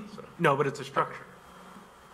You don't issue a permit for a Rubbermaid shed that's 4x6, to Marty's point before. So if there's somebody that has, 5 acres of property out west and they happen to have a bunch of dogs or pigs or whatever, I mean, I know people out there that have a lot of animals and they probably have more than 5 structures and they have a lot of property. So again, I think we're going to cause a lot of problems. I think we're going to do exactly what we did with the bed and breakfast thing, where it's like, oops, we didn't see that coming. And we're going to be sitting here having conversation after conversation when somebody wants to have a variance, and we're going to probably approve them all. So then what's going to happen? We're wasting our time and their time. Mike? Is there many properties that even are affected by this? Because we have a lot of subdivisions and associations in the city of Batavia, and I think that most of these associations don't let you have more than 2 structures anyway. Well, that would be dependent on what each of the association allows or doesn't allow. So you probably would, I guess, in most cases, would be dealing with areas that were subdivided pre the 70s or so, in terms of ones that would have private covenants that regulated that. But this would apply, to any accessory structure in terms of the size limitations as proposed. Your Honor? Yeah, I certainly would encourage that we do something here. I'm not sure at what degree you do it, but I will tell you, my experience has been that there's not a ward sitting here at this table that's not been impacted by this. And I'm the one that normally gets the last call because they're mad at everybody else, so they call me. And I specifically remember being out in Tanglewood subdivision repeated times when somebody went out and brought in 3 sheds and didn't have permits. And then we had another situation where somebody went out there and poured concrete in the backyard and put a shed on top of it. And then we brought a surveyor in and found out that the foundation was poured 3 inches over on the neighbor's property. So, and then we had a big deal where we had to go in and tear out a foundation and redo it, and there's more to that story, but I don't want to go into it. But, I mean, this is not something that I think you should take lightly, because in defense of our community development department and in code enforcement, we try very hard to be a fair and honorable and honest place to do business. And I think we need to have some written rule here that somebody, if they really want to do something, should come in and read the rule or get on the computer and look up our website and read what we will and will not allow. But just to allow a free-for-all, you know, it's like a joke with me. Every time I get invited to some kind of a social event out in Tanglewood, and I have a number of friends out there, I always get pushed over in the corner to have a conversation with some irate neighbor who's mad at some neighbor across the street because of some edifice that they've put in their yard or whatever have you. So this is something that's out there. It's not gone away. As you know, I've been here a long time, and this continues to be a heavy conversation. Marty? I want to kind of echo exactly what you said about the points that I'm hearing are pretty analogous to the same thing that we had with the bed and breakfast.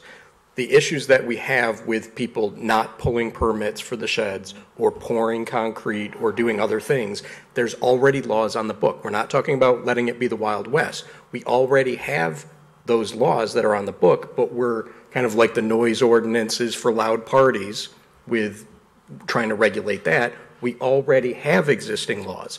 So now we're going to create another layer of existing laws that a lot of people have 2, 3, 4, 5 structures. We don't have the staff to already police that.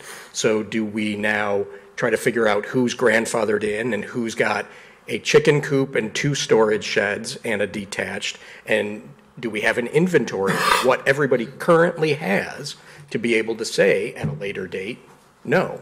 Or do we know that this lot didn't have a permit pulled for it, it's got 2 storage sheds on it? That's the issue. That's the concern that you're voicing, is that people are putting things on their property willy-nilly. Well, if they're putting things on the property willy-nilly, if they put 3 of them, it still doesn't address the problem that those 3 shouldn't have been on there. Scott? Yeah, and I won't say we haven't had no complaints. I mean, we have had people complaining about it, but the problem is by the time the building is up, there's nothing to be done. The building is there, and they just have to live with the situation is what happens. Addressing your question about that, you know, if it's an existing situation, it's considered non-conforming. If we change the rules, it's non-conforming, they're allowed to continue, and that's all fine. There's no inventory or anything else. It's only if they come in and say, you know what, I want to build shed number 7. You know, if they've got 6 and they want to build the 7th one, then we have to tell them no if we implemented new regulations and everything like that. I think one of the things we're trying to do is to try and be a little bit proactive in trying to prevent people from having these massive amounts of either size or numbers of these types of structures. I mean, there are some people that are building literally barns. I mean, they're going to, you know, Cleary or whatever, and they're building barns in their backyards. And they're bigger than their houses in some cases.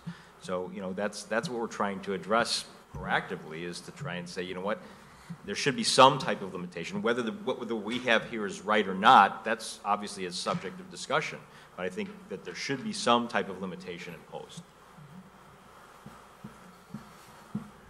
Well, I'm happy to see that the Plan Commission in their May 6th meeting was somewhat opposed to those Connex boxes. Yep. So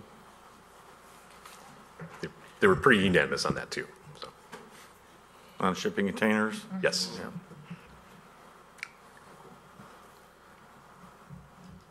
So I think before us we have an ordinance that I guess we need to decide, do we want to pass that? One, to have the rules that are within it, and also to eliminate, newer use shipping or transport containers for an accessory structure.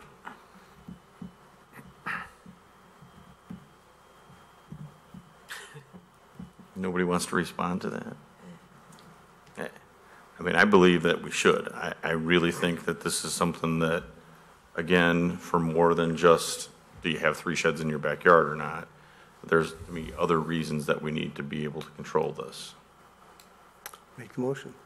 I'll make the motion that we send ordinance 1928, amending the Texas zoning code, to City Council. Second. Motion by Wolf, second by O'Brien. Roll call. Or would anybody like to make any comments before we go there? Dan? I guess I would say I was aware of somebody who wanted to do one of those shipping containers, and upon further research, just a few of them look good. There are a lot more opportunities to mess this up. So it feels like this this ordinance is probably a step in the right direction. I don't think it's going to stifle people from coming forward, and if means that we're going to grant a variance here and there, I don't have a problem with that. This is much better than what we saw the last time we looked at this. So, and I agree with you, Dan. At least now we control it. We can give the variance, and someone comes before us, we say, yes, okay, sounds good. Your neighbors come in, they approve it, they like it, they're good neighbors. That's fine. At least we have something that we control it. And to Marty's point, the ones who are going out and doing it without permits and things, that will continue. We'll have to go get them. So I agree. We were right to tap the brakes the first time we saw it, because it was not what we wanted. This is closer. This is better. Mark? The last comment would be, yes, we will probably grant variances, but we're creating an extra cost for anybody that wants to do anything that they could do yesterday. Now we're creating extra cost and time. And if somebody's trying to build something to, hey, I plan on having this, built this year so that I can have it, have the apartment start running next year or something like that for my previous example, then they find out they've got to go through this whole process. They miss construction season, and then they could miss hundreds or thousands of dollars in revenue that they would have had. You really think it'll stifle? Oh, absolutely. It won't necessarily stifle, but the process just slows it down, period. I mean, all of a sudden, I've got to do a mailing, I've got to inform all my neighbors, I've got to get in the paper, you got to do all this stuff, and I've got to pay. You got a little effort. I mean, you got to put. They want to do it as a business. They want to do it as a business. They have to put forth a little effort. Understood, but maybe they don't go in realizing they have to do this and spend all this extra money and time to make it happen, where they think, I can just do this.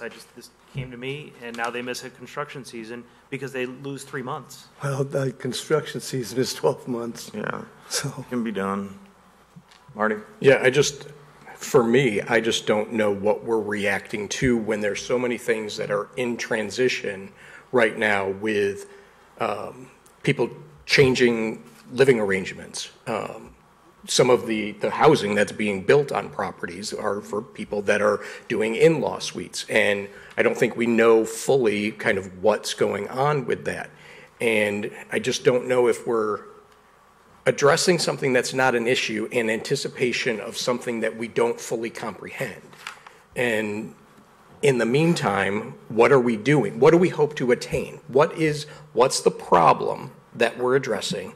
And how are we addressing to make sure that that problem goes away without all these unintended consequences of, we've got the release valve of if somebody wants to come in there. Well, if we've created a whole bunch of people coming before us for all these problems, now we've created a problem that we didn't need to, because that kind of lets the market decide that if everybody's coming to us for all these things, and we're probably going to grant them anyways because they'll make the case, then was it a problem to begin with that needed legislation at this point? So clearly there has been testimony from the mayor and from Scott that we are receiving complaints about excessive structures, and also engineering has had to deal with issues of water being diverted because of people putting excessive structures on their property. And this allows us the opportunity to intervene in those situations and control it. You may say that the limits are set at the wrong point. That's fine. We can modify the point at which we want to intervene. Maybe 3 is too few.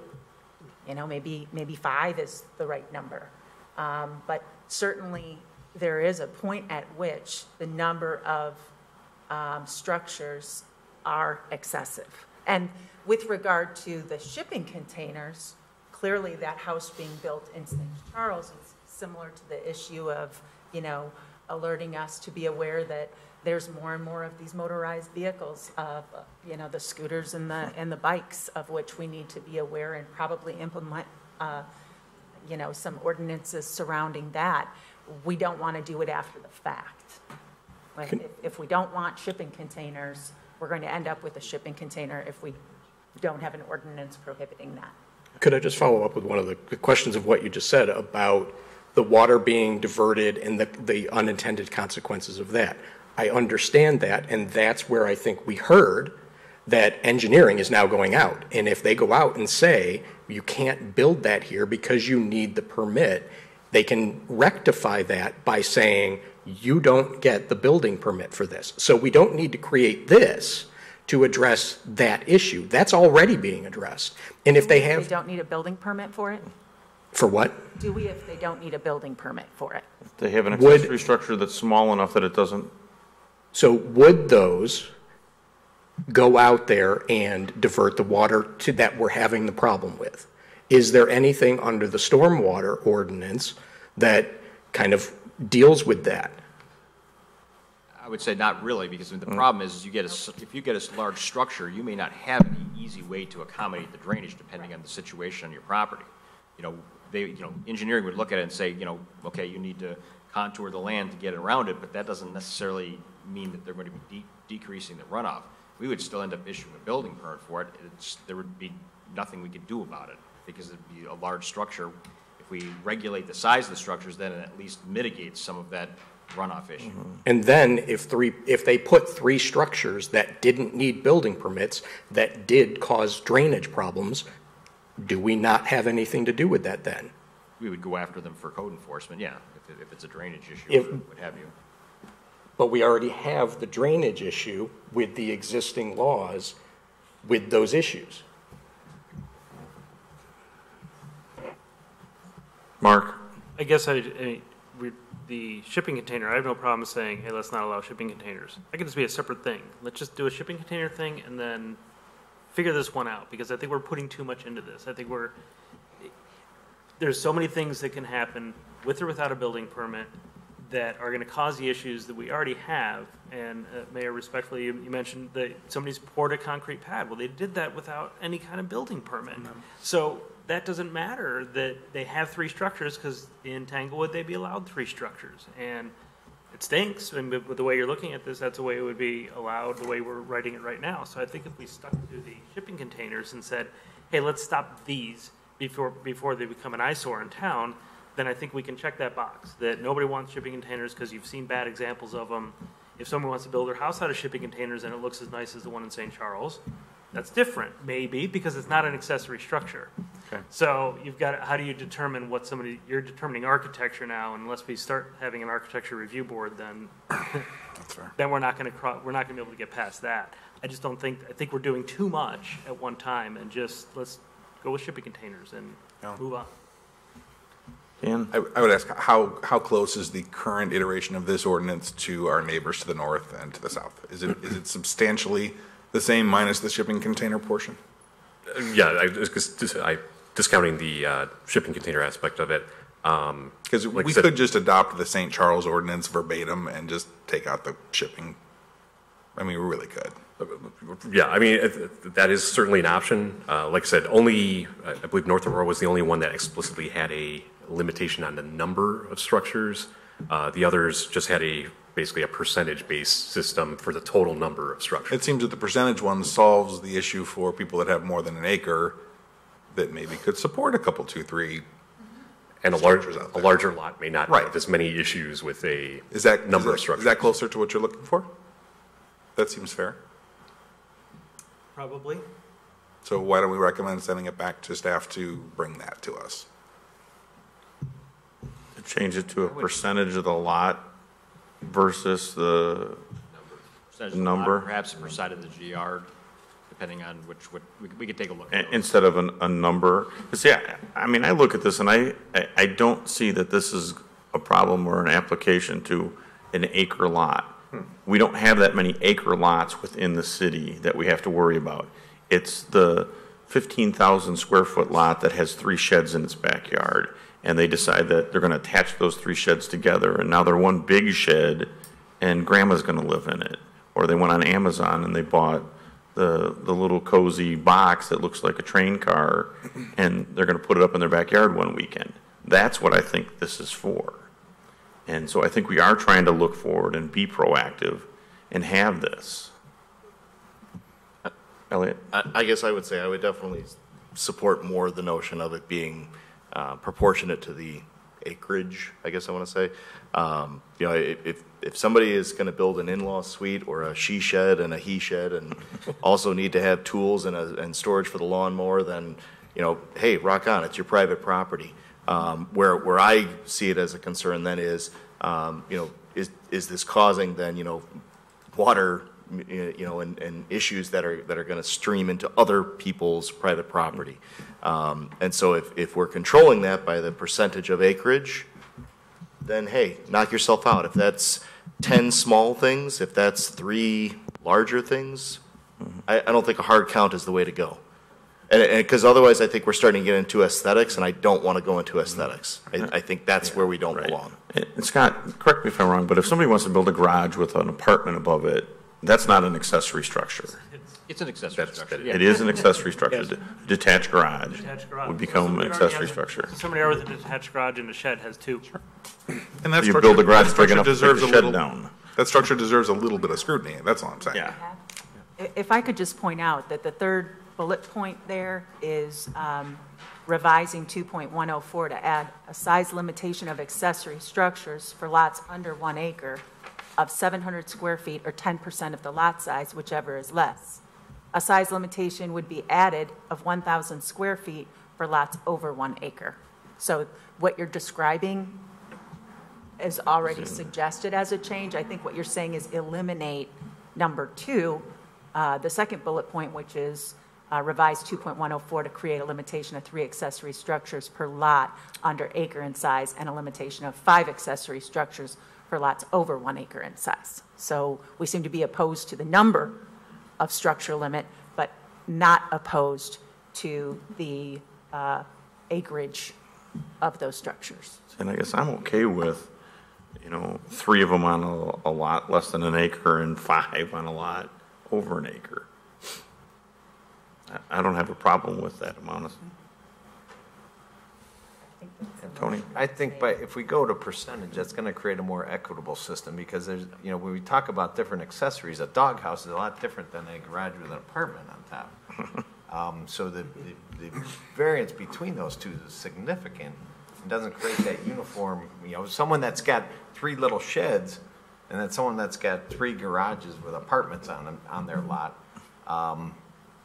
One's going to say, you're allowing that, but you won't let me put a 4th small shed here? I don't think creates a sense of being equitable. And I think so by going that percentage route, I think solves that problem. Yeah.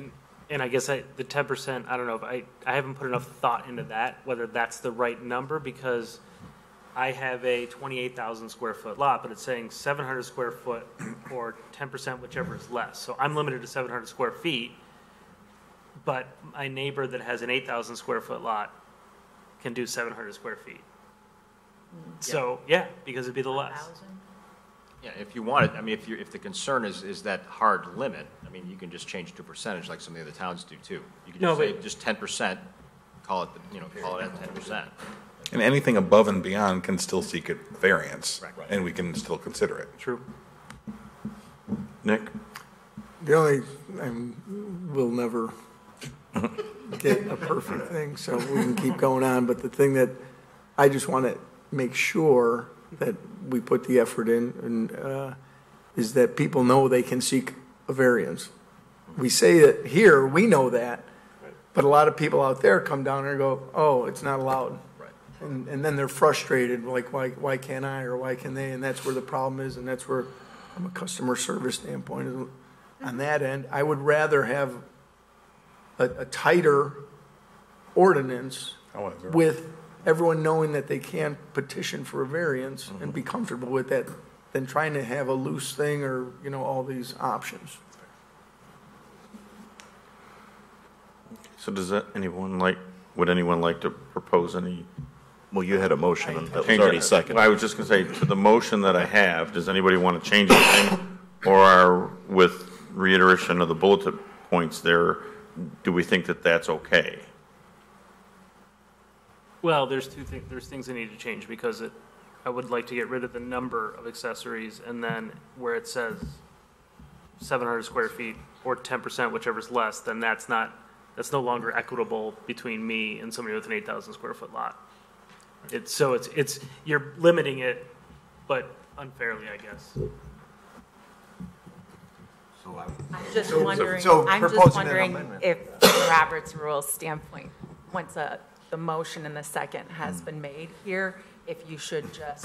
Withdraw the It's motion. discussion. We can have a discussion. Discussion. We have But not what I mean is, What? do you need to vote on the motion? that we we're- have not Proposal called. or withdraw. Nobody's We can called. revise it. No one has Yeah, called we my can question. revise it. That's why I asked if anybody had Okay. any amendments to make, and then I can change my motion to include that. Or propose an amendment, or. Right.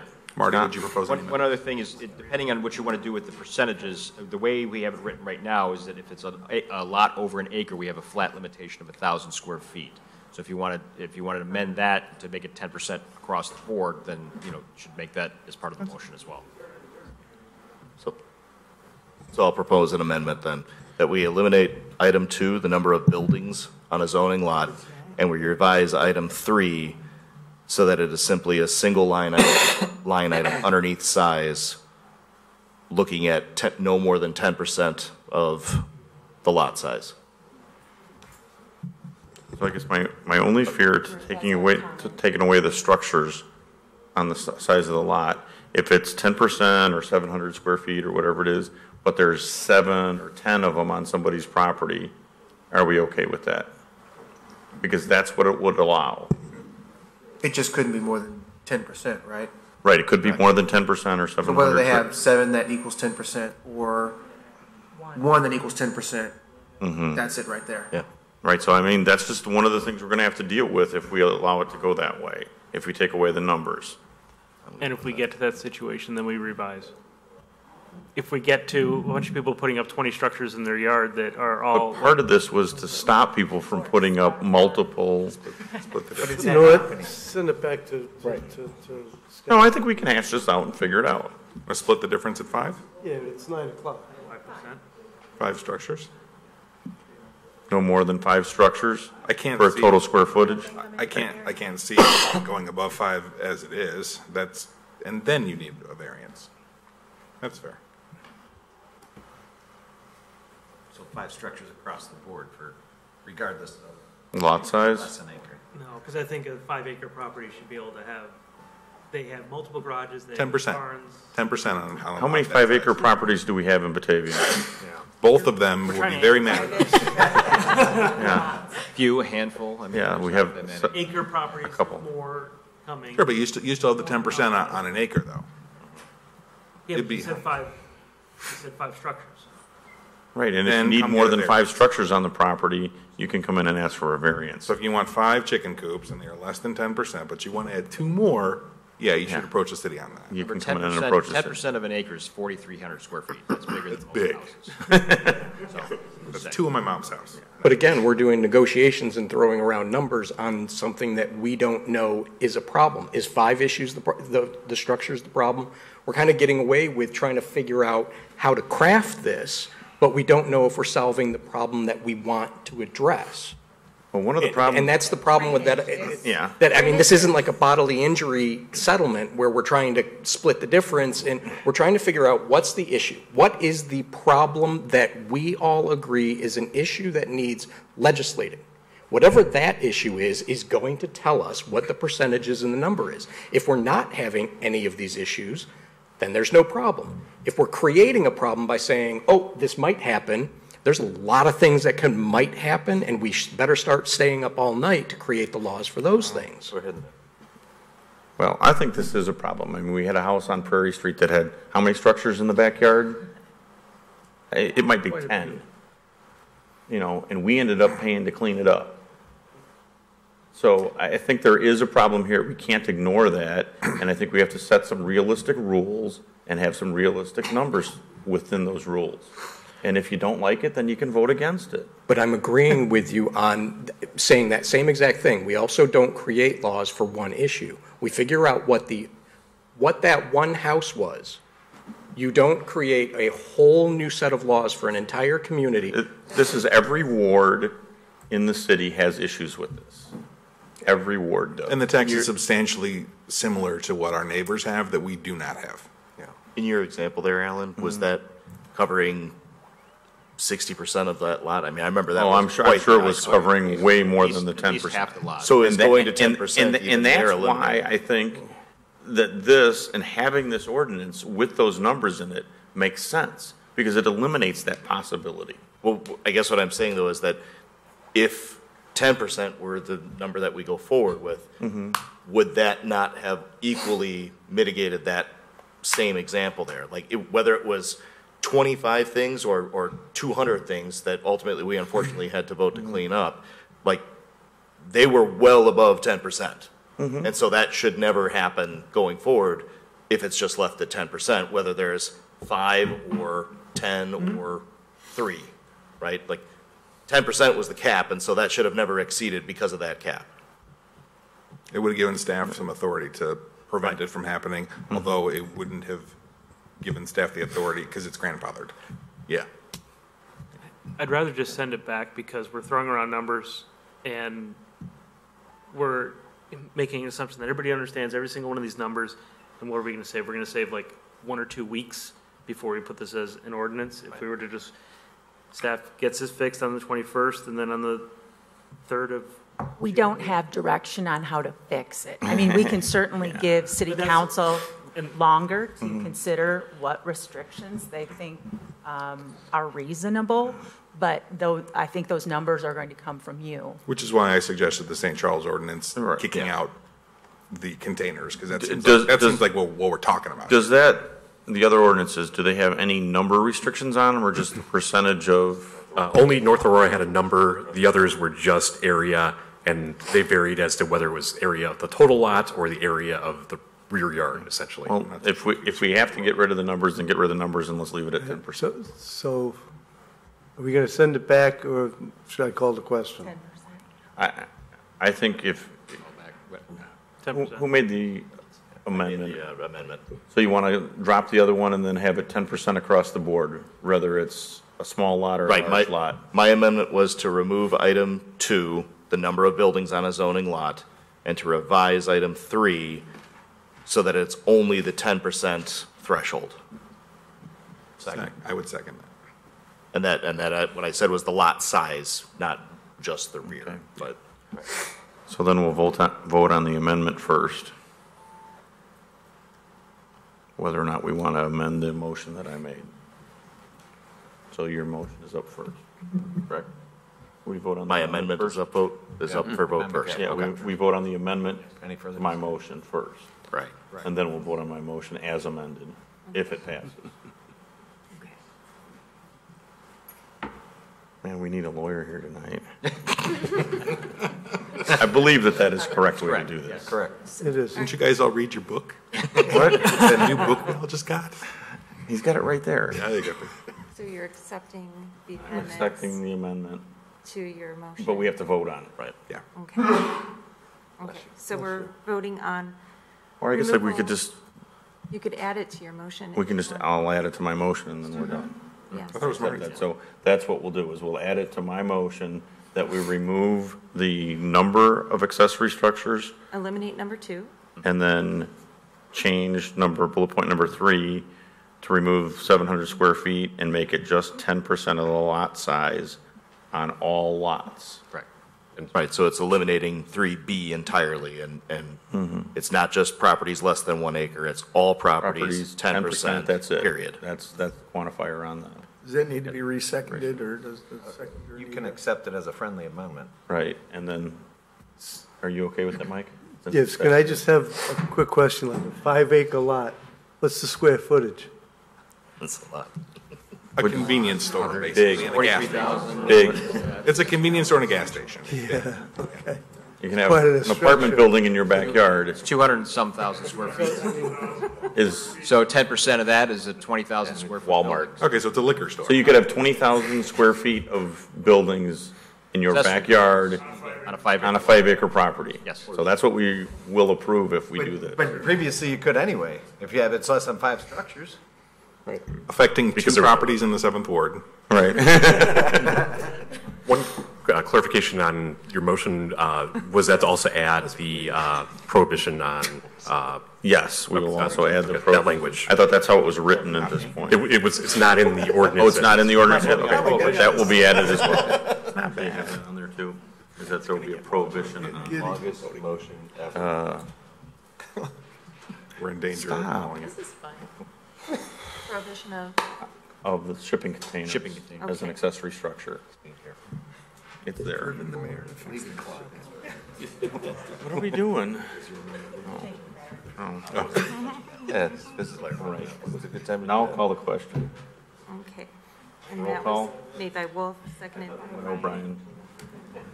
Well, for As amended. calling the question, you got to have a 2/3 vote that you're voting on. Just don't call the question. Okay. Just vote. Let's vote. Let's vote. Roll call. roll call.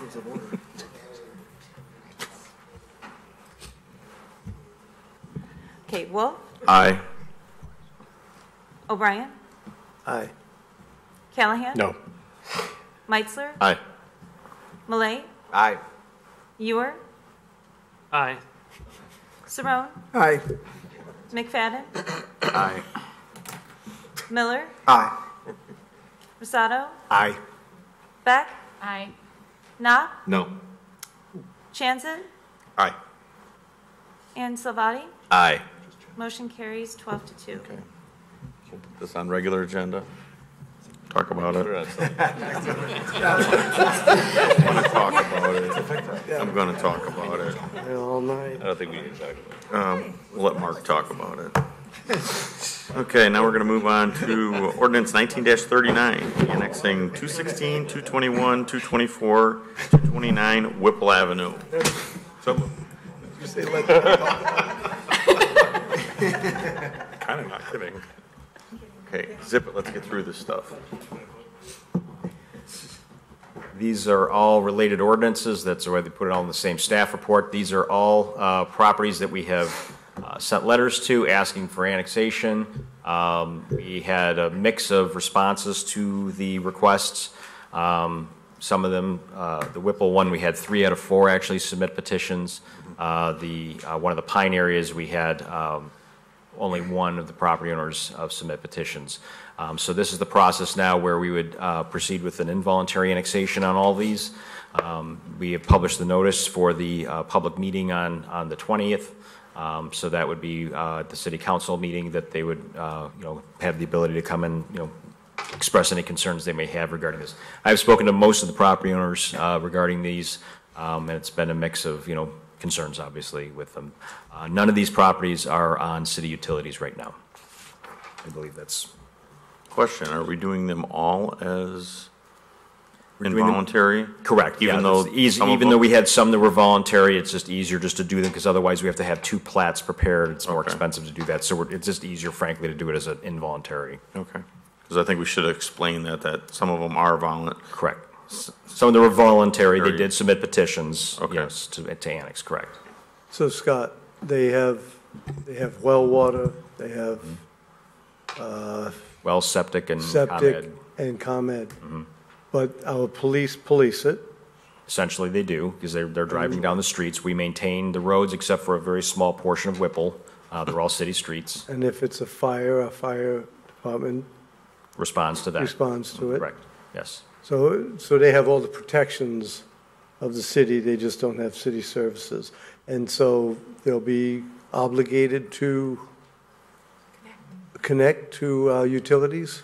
No, the position the policy that the city council has taken as part of these annexations is they are not required to connect to city utilities until their systems fail or they make some substantial change to the property. So as long as their systems are working fine, they would be allowed to continue on as they are right now. And we have a substantial precedent for not requiring them to pay up front. We acknowledge that they can take a couple, 2-3 years to get the project done. Right. We've done that with a number of these properties when they have, and since the annexation initiative, actually, we've had one connect to the sewer, and then we've had another one that's actually inquiring about connecting to the sewer, and we've actually had a building permit for a building modification. So we've actually seen some revenue. It was not a shed. How many? And these are these the first one where we're talking about for the septic, but are these the first ones that would be ComEd? No, several of the other ones are on ComEd. The ones on Ellen and Roberts, those are all ComEd also. And why would those not, that's just switching, right? No, because some of them have, Ellen and Roberts, has infrastructure that has to be put in place in order to bring City Electric down there. So that would be a someday project, but right now it's So I would think with Whipple, that's. Mm-hmm. Yeah, Whipple's we're closer. Really like in neighborhoods where there shouldn't be that much infrastructure that is going to have to go in, is it? Yeah, that's right now the only one. I mean, at the south end, yes, there are some that are connected to electric. The north end, I think we had one annexation about a couple of years ago where they did connect because it was right on Main Street, so they were able to just tap off the line from there. But we don't have it on this section of Whipple here, so there is no City Electric right there.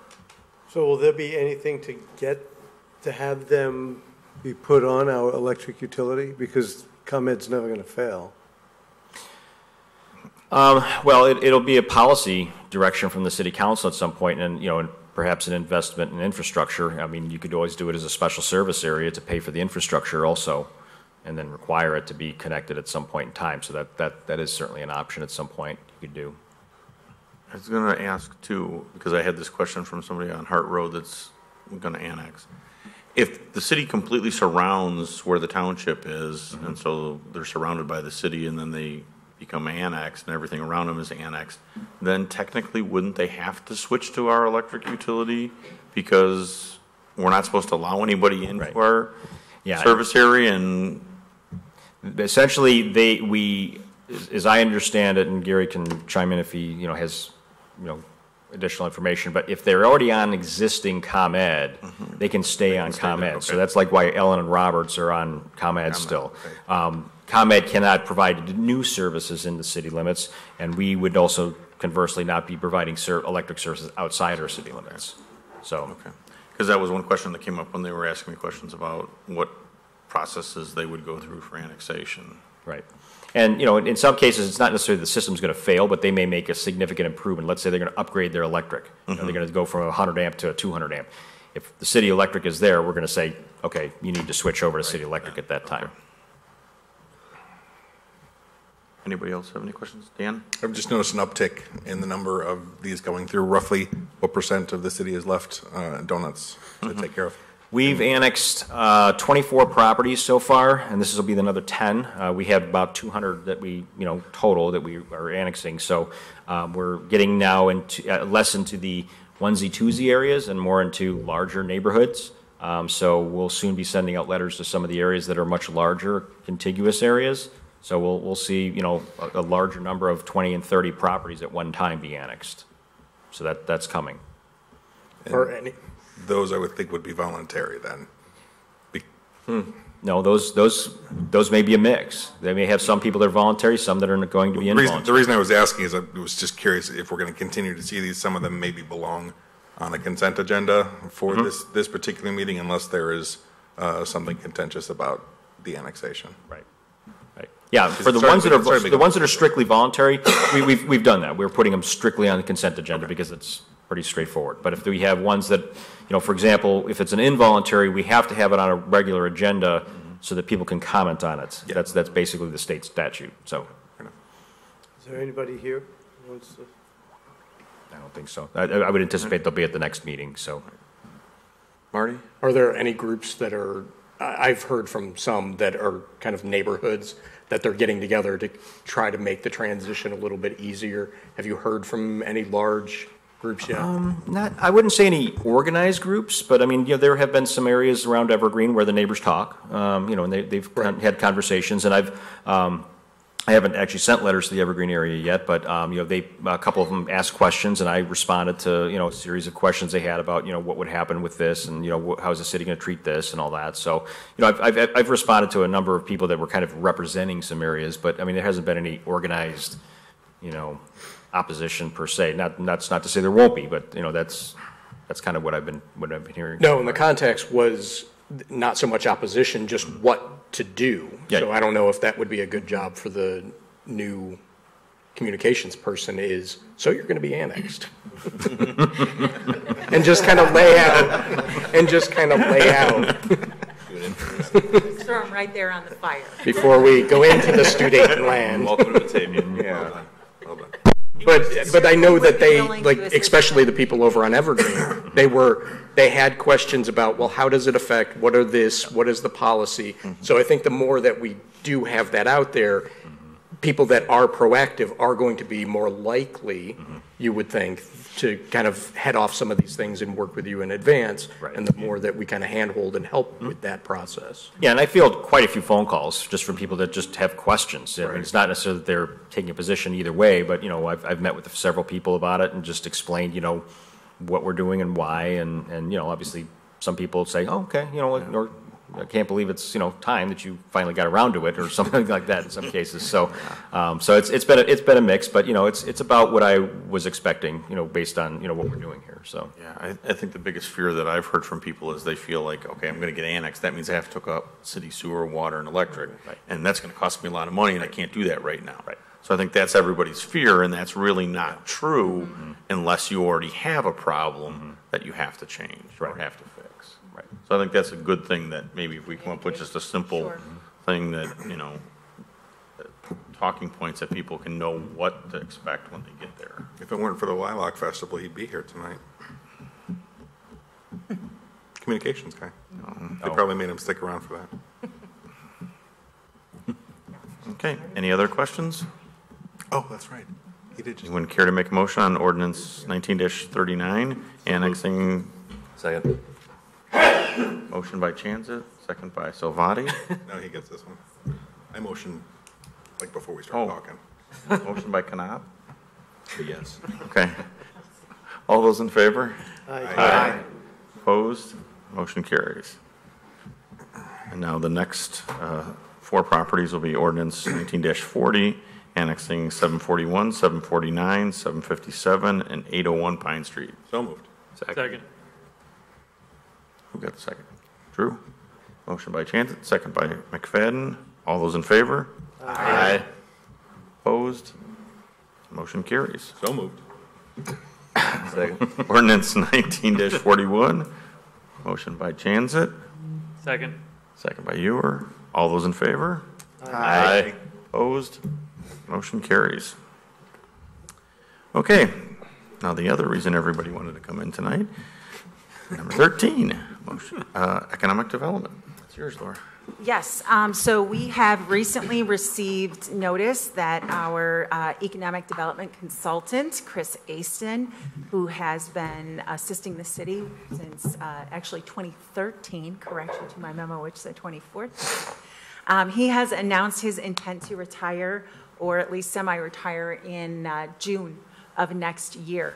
So in light of this news, I wanted to bring this to your attention, because ordinarily we would talk about, replacement for positions along with the budget discussions at the end of this year. But having someone dedicated to economic development, I think, is of a critical nature to us, particularly right now when we are experiencing so many great opportunities for some big development happening in our community.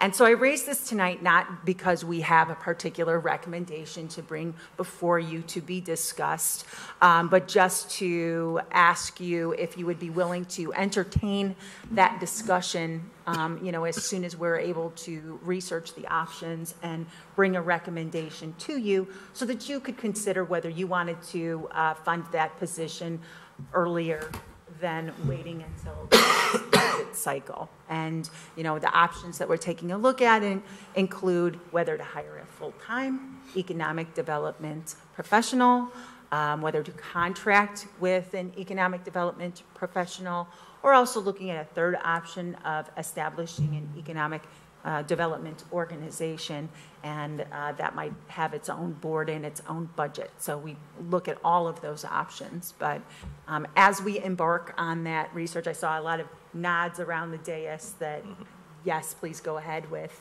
exploring those options. And then if anyone has any comment that they would like to make to us as we go through that process.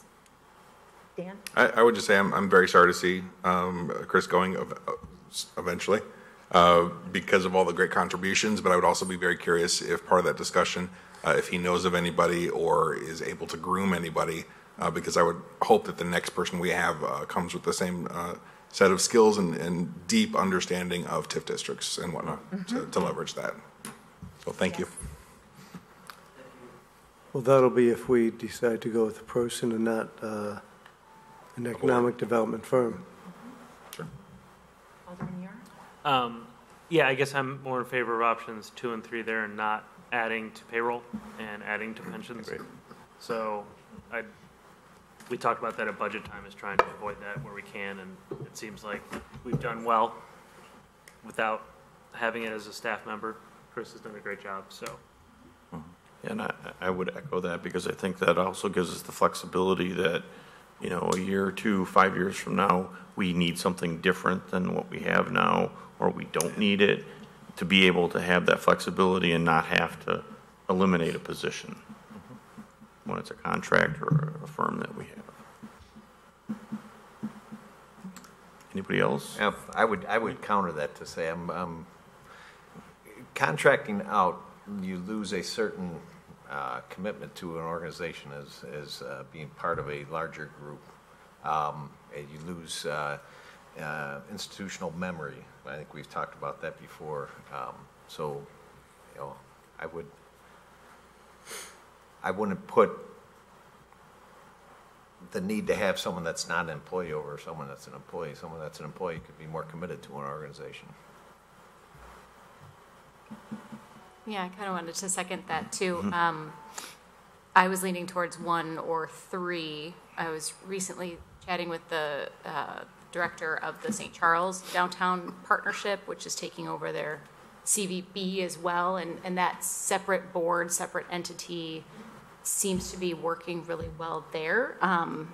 And so I was just Googling all the, surrounding towns and how they structure all these different options. I like, either having someone committed, like you were saying, that's here, that's kind of a part of us, or having some other local body.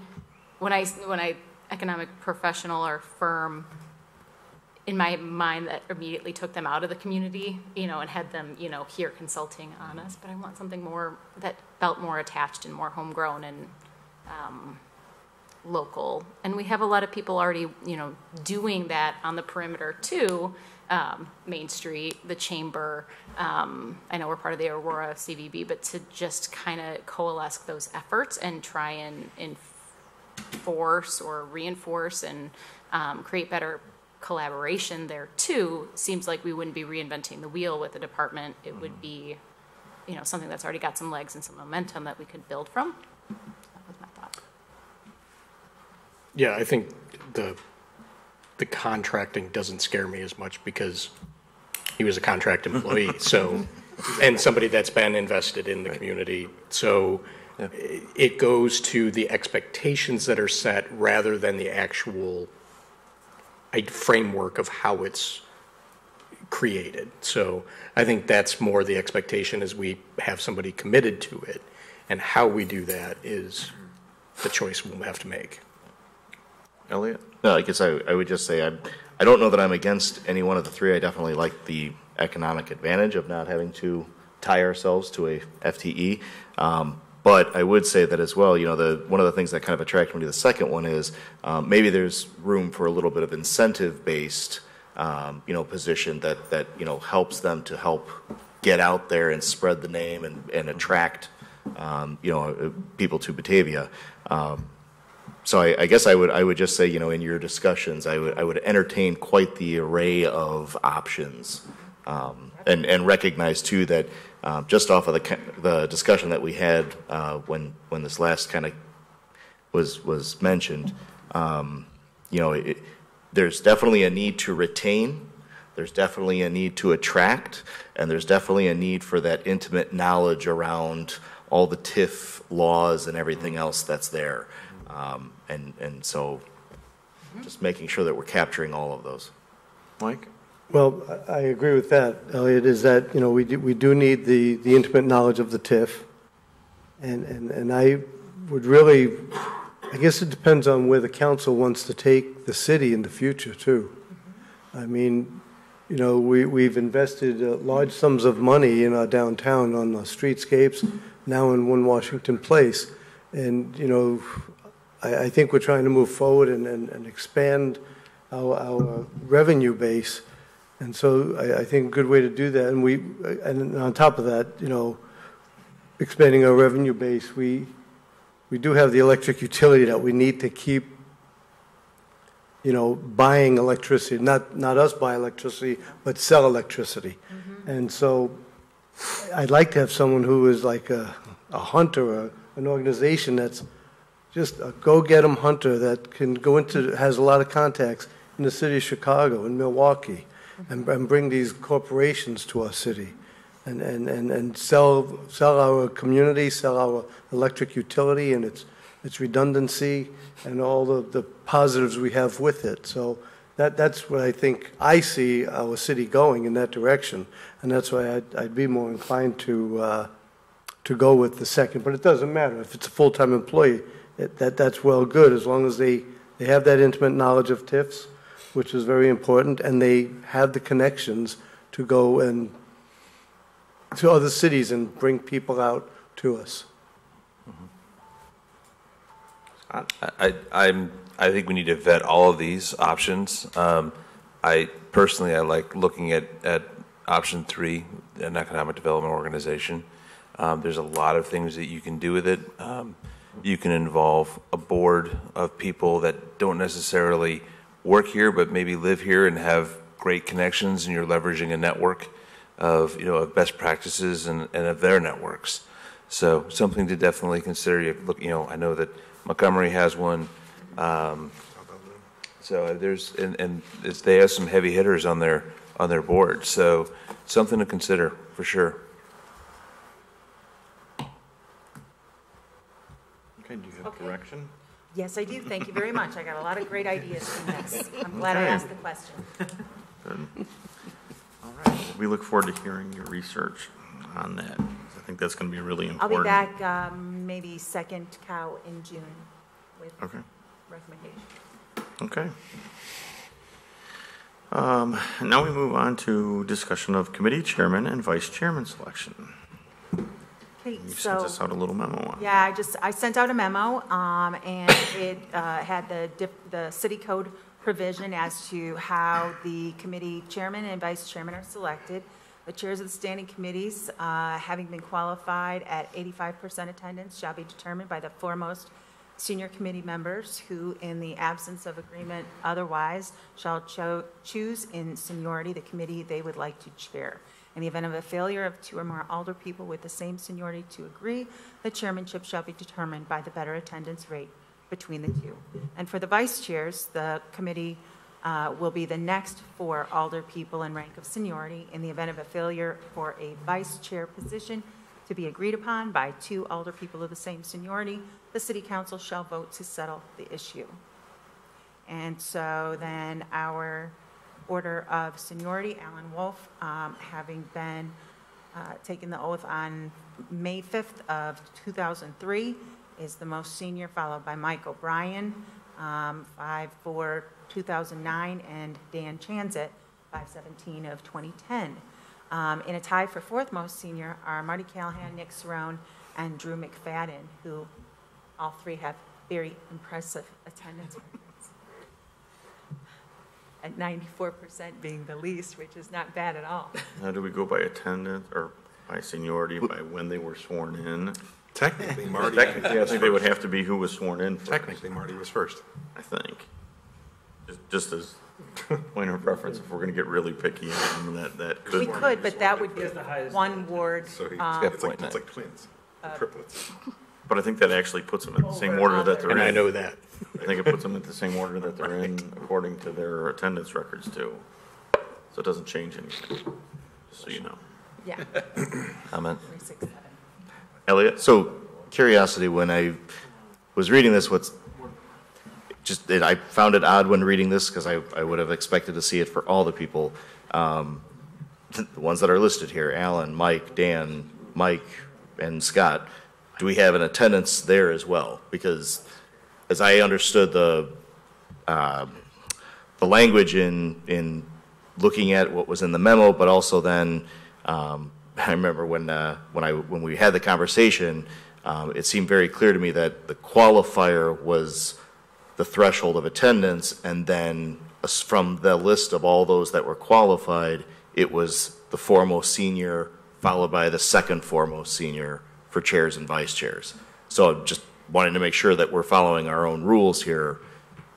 That was the thing that jumped out at me when I saw this, was that the percentage of attendance was missing for half of the people. Yeah. The rest of the people. Okay, so maybe I misunderstood that portion. I didn't, looking at the attendance records, on its face, it was clear to me that there wasn't any one of the other 3 members whose attendance was less than 85% over the course of their tenure.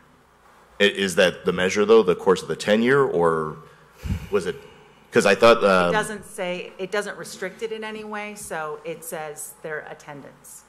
It doesn't say for the last year or for their entire tenure, so I didn't think any of the possible attendance should be excluded. In addition, it included both the city council meetings and the committee of the whole meetings, even though in here it doesn't indicate which those should be. So when I was watching the discussion, I seem to remember somebody chimed out that no, maybe it was you, Marty, that it was meant to be an annual tracking of attendance, not throughout the entire tenure. That was the intention, wasn't it? I was the maker of the motion. I did put it out there. It's not so much the intention of what's read, and if it's unclear, you look to the original intent, and we have the meeting minutes or the actual video of it, thanks to BAVTV. So it does spell it out that it is within the last year when we do the yearly appointments. So it would be the first meeting in May, like we do the yearly appointments. And it is 85% of all cows, 85% of all committee of the whole, or city council. It does include if you attend via phone. It does include if you are late. So it is very broad. The 85%, for the new people to know, the 85% was, I chose that because that is less than the average attendance. The average attendance over the years, which has been consistent with everybody, is 87 to 90%. So we as a group, we have great attendance, and it kind of would reflect that. And that's why this, when it was put out there, it was to make sure that it wasn't against individuals, because everybody controls their own destiny. We all know that kind of life gets before us. But when you're chairing, running a meeting, the expectation is, like all other parts of the world, that the team counts on you. You take the field, if Rizzo's not there, you kind of need that person. So it's not that it's a punishment. I said it when I said it back then. It's not a right, it's a privilege to lead the rest of us. So it's not to say anything about anybody. No, just in the interest of it not being a prolonged process, would you be interested in following the seniority this evening and making your selections, and then I could let you know if anyone has less than 85% attendance, which would disqualify them, and you'd need to select someone else? Because at least you'd be able to accomplish selecting your committee members tonight. That doesn't account for committee assignments, though, because we have one committee that's empty. Well, I think you'd reselect, so. By seniority, you pick what you want. Right. Yeah, we reselect tonight. You pick first. Start with the first person, and they could accept their current assignment or decide they want a different assignment. And if we jump ahead on that now, we could reshuffle. So I don't know if that's, I don't know what's the best answer on that, because I don't know if that's, kind of, here's the assignments, here's the set, and, we got to reshuffle next week. I don't know how readily available that is to you. I could have the answer tomorrow morning. And then, Ellen, were you looking to stay on as a committee chair, or were you looking to take on a role as leading the COW meetings and then deferring? Well, and that was one of the things I wanted to have a discussion about tonight. Do we want to continue on with the current thing where we have our 4 chairmen to be able to present the stuff at COW meetings and at city council meetings? Do we want to stay with that current situation? Or do we want to have the committee chair present the items at the COW meeting? I mean, I think it should be still the 4 chair doing that, because then I think it also makes it easier to not put that on one person, especially when it's me, at every meeting. Spirit of self-preservation. So then, would you like to stay on one of the chairmen, or would you I prefer believe to I would. I would probably want to go to community development. I was vice chair of that for a long time, and go back there and then give somebody else the opportunity to have city services. And not that that's going to be boring for a while. It's going to be busy.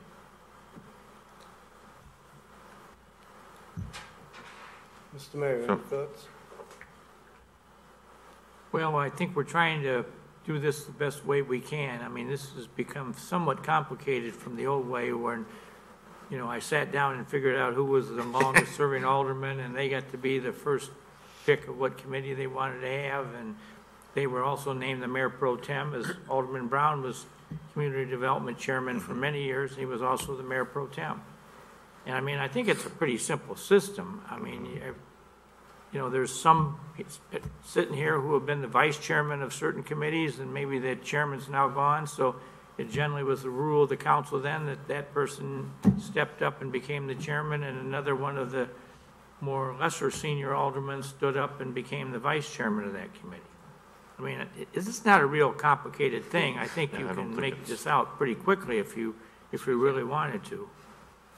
And I think, I heard you say years ago that we had 2 aldermen per ward. Right. Mm-hmm. Because we do have lives outside of the council. Right. And if someone didn't make it to a meeting, that ward was yet represented by the second ward. And what we used to do is, back in the day, we had more than 4 committees. We combined these committees more together in a few years ago. So there used to be the rule that we had the members of the council, and then each ward had a alderman on that committee. Mm-hmm. So that way the 2 aldermen both had, and we must have had 7 committees, but each alderman had, assignment on each. So there was no ward that didn't have somebody from community development, city services, public safety, whatever we were calling them all. Then we've changed these names around a little bit.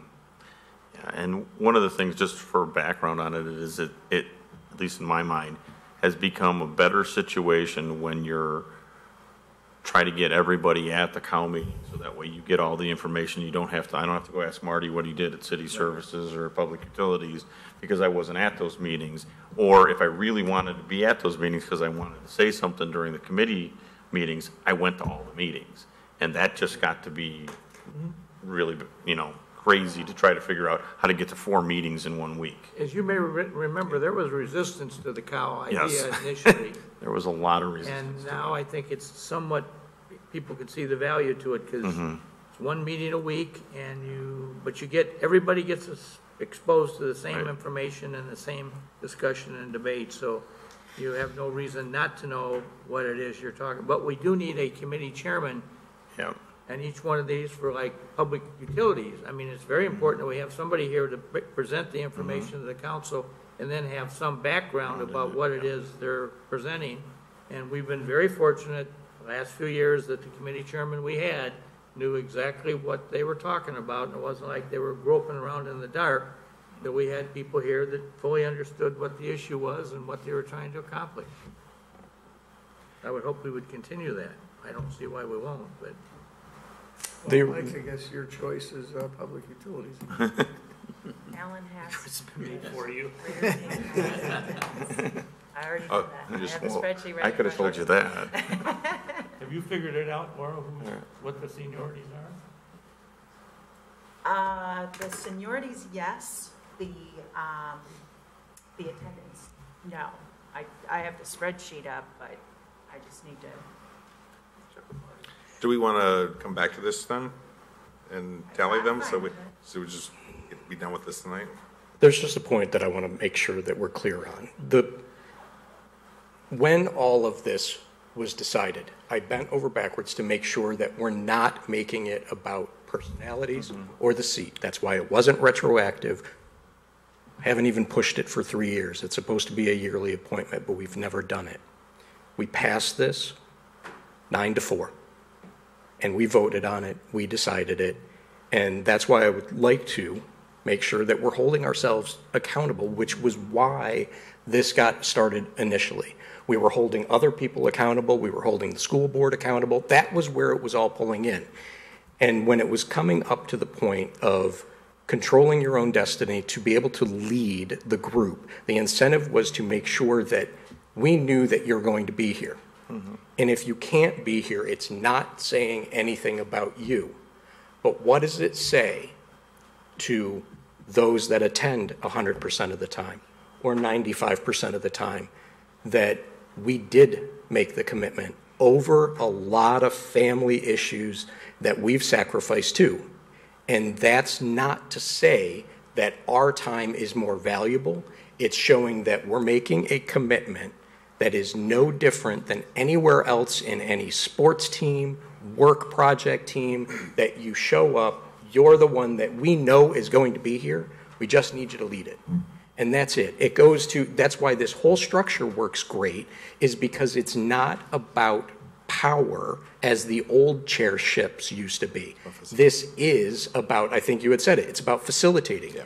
And to be able to facilitate, you know consistently that there's not going to be any issues with nobody showing up that night for that part of it. And we control, if you can't show up for things, it is not a slight on anybody here. Everybody has things that go on, but if you're not going to show up, then let the person that's going to be here to show up, because you miss something when you're not at a meeting. And when you run the meeting, you miss the nuances. We all know it. That's why this system works amazing. Well, I'm going to say, it doesn't really matter. I'm just up to here with that, Marty. But what it comes down to is that's why you have a vice chair, because your life gets in the way if you're a chairman, okay? So you have a vice chair. And then I'd have to say, I don't agree with the mayor on the one point that I never thought the cow worked all that well. Even today, I still don't think it. I don't say much, I contribute, and I just don't think it works all that well. So when you keep saying, well, this is the way it works well because you think it works well, for me, not for you, but I don't think it works well because I don't think sometimes we get into the heart of the matter of issues. Now we're here late discussing things. We get in, we kind of minuscule the little points, But, you know, some things we just glaze over, we gloss over, and we don't get into the heart of the matter. And when I was here and we had the committee structure, and I was not a leader or anything, but I listened to the guys like Jim Volk, and I listened to the Eldon Freidendals, who knew what they had to know, as you well know, Alan. And these guys conducted meetings, and we did them upstairs, and they were intimate meetings, and everyone spoke their piece, and everyone spoke their mind, and they asked a lot of questions.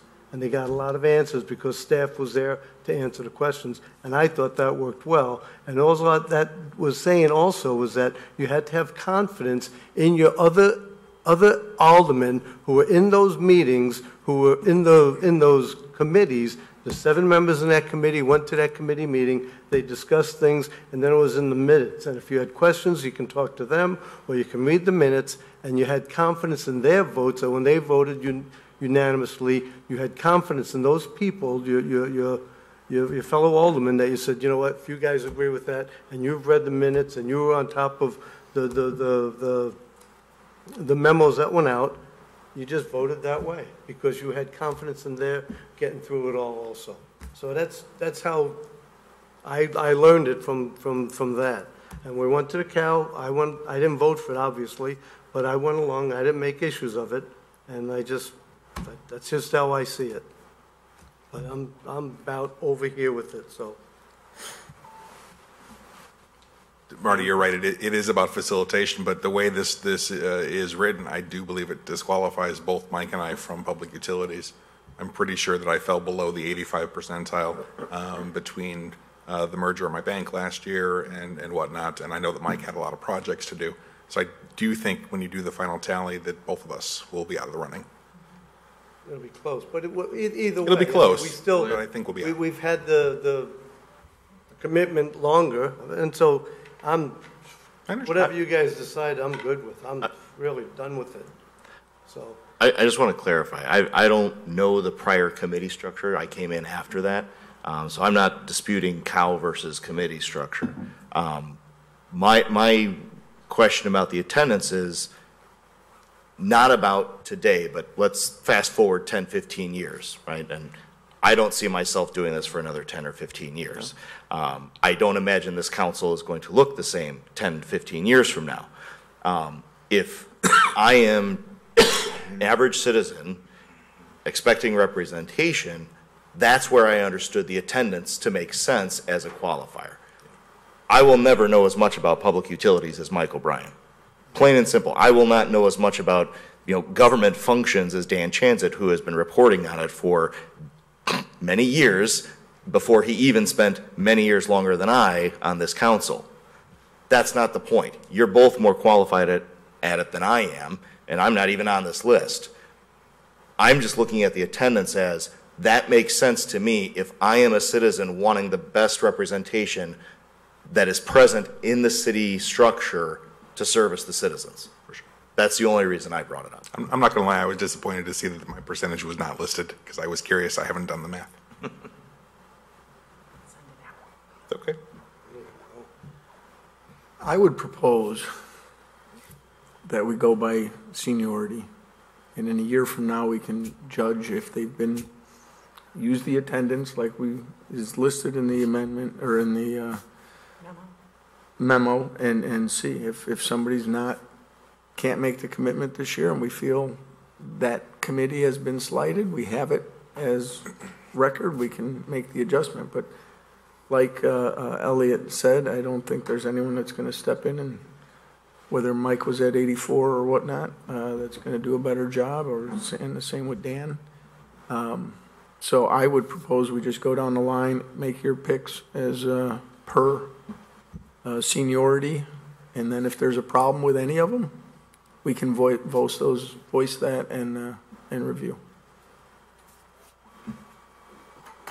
I take that as consensus. That's silence. I'm trying to read it. Well, are you going? Does that make you the second triplet? Because 3 of you all have the same day. No. Well, I would recommend. I mean, they've both been vice chairs. That they would move up one. I mean, I don't mind being a vice chair for the first time, and I'm already the aldermanic representative with Main Street, so.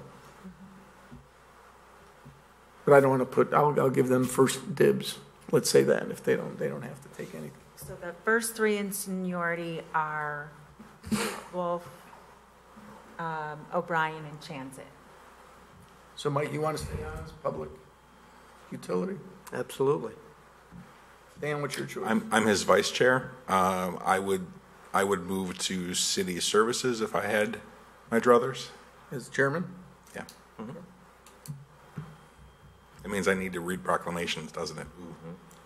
Okay. All right. You can read proclamations. I can read proclamations. And I'll be at the meeting. And I'll take community development as the chair, and then that would leave government services vacant. And by the list we have here for fourth most senior would be Marty. Would you be acceptable to the government services, move into that chair position? Or would you prefer city services? You'd be better served by government. You want to go community development? I mean, this is your first choice, so if you have. I thought you chose. Well, I would take it if I need to, but what I'm saying is, if that's something you would rather do, I've done a lot of things, so I don't mind moving around and doing something different, so. And I appreciate Nick's consideration, but I don't feel comfortable making a decision unless I heard the consensus of the council was to go with Nick's idea. I don't feel comfortable making a decision. I thought we agreed that the silence was. We are silent on a lot of things. That doesn't mean that we agree. I don't think we're silent. Yeah. That's not true. I was going to say, Marty and I shut up about a lot of things when we are opposed to them, too. I was shocked that both of you were quiet right there. You don't have a percentage. I get it. Well, I think we make these appointments to Laura tonight, and if people have a problem, it might not be a comfortable scenario now to say, I don't think he should. If there's problems, it could be a private issue. We're all brothers and sisters. I don't have a problem. Well, and if that's getting into the weeds, kind of like what Mike said, if we're supposed to be talking, there should be no difference between a committee structure and the cow. We should be able to talk as freely. It's just, for me, it makes it easier to talk to everybody all at once so that stuff doesn't get lost in the translation. It has nothing to do with power. It's all about facilitation and whatnot. And Mike, to your point, we did used to meet upstairs. Reporters did have to climb a flight of stairs to cover those meetings. There was a lot of smoke in those rooms. And now they're televised and they're downstairs and everybody can see what's They're televised, they're downstairs, staff only has to come one night. I mean, there's... The other thing... There was never any abuses of... There were never any abuses of power. The other thing that I'll say is, unfortunately, no matter what committee structure we have, somebody's always going to feel like the question didn't get answered or something didn't get asked that was maybe didn't get dug into deep enough. And the only fault that is upon the person that doesn't ask the question. Right. So remember that. Don't forget that you have the power to ask the question. And you are the one that's responsible to do that. The real power here is to get eight people to agree, or 7 people to agree with you. I was getting to that. That's the problem, is getting everybody to agree to that, or enough people to agree to that to pass something. So don't fear the cameras. Don't fear anybody else's thoughts. Make sure you always ask the questions. Make sure you don't leave here and say, gee, I shouldn't have voted on that because I really didn't know everything about it. If that's true, speak up and tell everybody that. Don't let that go, because that's something that can't happen. We do also recognize that an 8-6 vote is a weak vote, although it is a win, which is why I have withdrawn things before. I feel responsible for killing Campana because we had the votes that night. But I would have preferred it had been, 10-4, 12-2. That feels a little more. Reaching consensus. It's not about being right. It's about reaching consensus. Well, I would suggest we also appoint the vice chairman. Right, and that's what I was just about to go through now. I just wanted to get out what I needed to get out, and then before I So forget. did we confirm, Marty, are you comfortable with government services, or would you rather talk in front of everyone and let Ellen know you would like something else? I'm good with either one of those. I like community development. Okay. Alan has first choice. Yep. You know what? I'll give you community development. And that way you can enjoy that for 2 years, or a year at least. Okay? Okay. You can give it up next year if he hates it. I'll do or if government. meetings start ending at 12:30 at night. I'll do government. Or you're doing, what am I doing now? You're doing government services. Doing government services. Party I'm planning. keeping I track. get to read I got the proclamation. scorecard. You're gonna, And you would read the consent agenda all the no, time. your city's, I'll stay city services? well, No, government services Dan reads Jansen's proclamation, services. government services. You are is- government. Okay, what do we have here? so I'm taking over Lucy. Who's on first? No, you're not taking over. You said Lucy. city You said services. city services, government services was Lucy. That's what I meant, government services. You meant government services. I'll just But stay, you get to choose I'll first. just stay at city services, that's fine. You'll Do stay that. city services. You're so good at it. I'll stay there. Government services. Wolf is city services, Mike O'Brien is public utilities, Dan Chanzit is government services, and Marty Callahan is community development. Alderman Cerrone and McFadden, can you agree upon, since you're tied in If you have a seniority, preference, jump can on you it. decide which vice chairmanships you would like? Right now, Drew is vice chair of government services. I thought Nick gets to pick because he's got a 1%. They can't unless they just. 'Cause he's agree. Italian. I think you should arm And wrestle nobody for has it. to do math, as long as everybody. I ceded and offered him his choice. Unless he picks what I want, then I'm gonna. Wow. Okay. It's an illusory. You have a fantastic reading voice, I'm just saying. I'll continue on with government services. That works well. Alderman Cerrone. I will be vice chair of community development. Alderman Rosado. Be vice chair of community services. No. Welcome Yeah. to public. Public utilities or city services? City services. I'm sorry, city No, city services. services, it's fine. City, yeah. Yeah. City services, yeah. And then that makes Alderman Salvati public utilities, if they'll have you. I think I'll choose public utilities. Okay, good choice. Thanks. Okay. I find it very Now, just so we're all clear, what you asked for before was is if Laura goes through and finds out that these two can't be chairs, we're going to ignore that for a year and base it off of the next year. Yeah. But I will send everyone their seniority over the last year. And that's a Right? great idea, and That's all we just, look at is over the last. the reason I say that is not because I don't think that's important or anything, but we brought this up 3 years ago, we never reviewed, it was for an annual appointment. So we can either, in a year, decide, yes, we should do this annually or not, but if we're comfortable, Well, I think we should decide that tonight. Are we going to use it as a qualifier in this case, or are we going to waive it and then use it in a qualifier over the next year? As with anything, these aren't Moses's laws. If anybody wants the other, the actually the more acceptable way for the process would be if the votes aren't there you change it. You don't make exceptions to the law. You either follow the law or you change the law. And that's the honorable thing to do. I agree. Okay. Thoughts? I have other business I need to bring up very quickly. We need to make a decision on this, because I think this Well, is just hanging there. I don't know, the technicalities of it.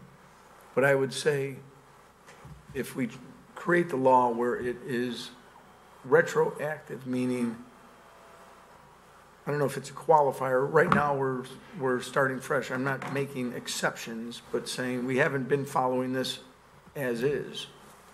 But it should be, you need to follow through. If there's a problem in a year, the attendance can be a disqualifier. And it's not based on a yearly, the prior year would be the basis for retaining Right, if the you are a chairmanship. chairperson and you're not meeting the, I mean, we appointed, let's say we appointed as we chose tonight. If you don't meet the attendance requirements in a year, you are no longer Ineligible to be a. eligible. But the appointment is the appointment. You're saying we should have had this discussion a year ago? We should have been having it for the past 3 We years. should have had it every year. 3 years ago. Right. I would have been disqualified that's- 3 years ago. Shall From I March, bring agree. you an ordinance amendment to reflect this? I don't think if we're going to stay with that kind of a qualification percentage, we should just say every year we're going to do it from now on and make sure that we do it. I mean, this is something that Lucy harped on all the time, that we had these things that we're supposed to do on an annual basis or. Those are strategic plans. Right, but one of the That's things the in the same- strategic plan was the policies and the procedures that we have to actually follow them. Yeah. Because there was a lot of things that we said, we codified, we put it down on paper, but we never followed it.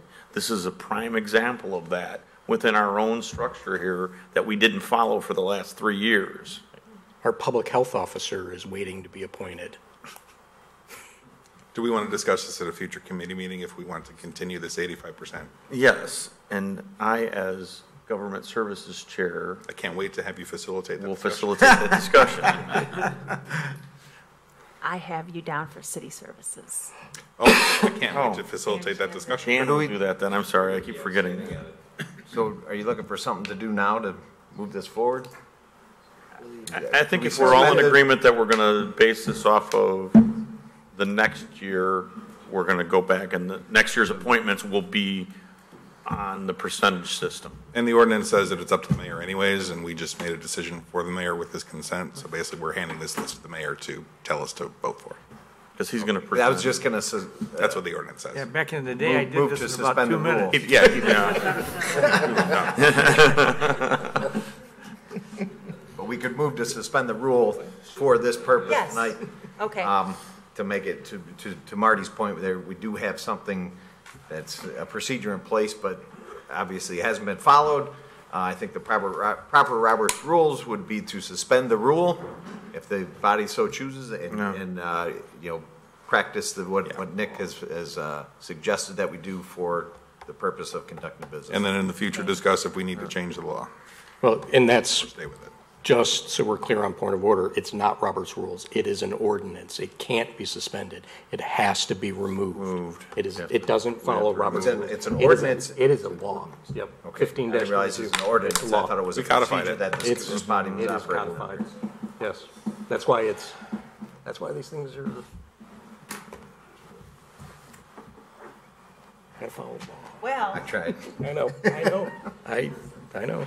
I actually don't think that we can proceed tonight. I think we need to put this on next Tuesday's committee of the whole agenda because a lot has happened here. We're talking about not following an ordinance that was adopted. And Right. don't really feel comfortable with that. And so let me just come back to you with advice on how to proceed and see if we can accommodate the wanting to, suspend Remove the law. requirement for You can I'm not remove the even law. sure that that can be done, but let me figure out what can be done and bring that back to you. Does that sound acceptable?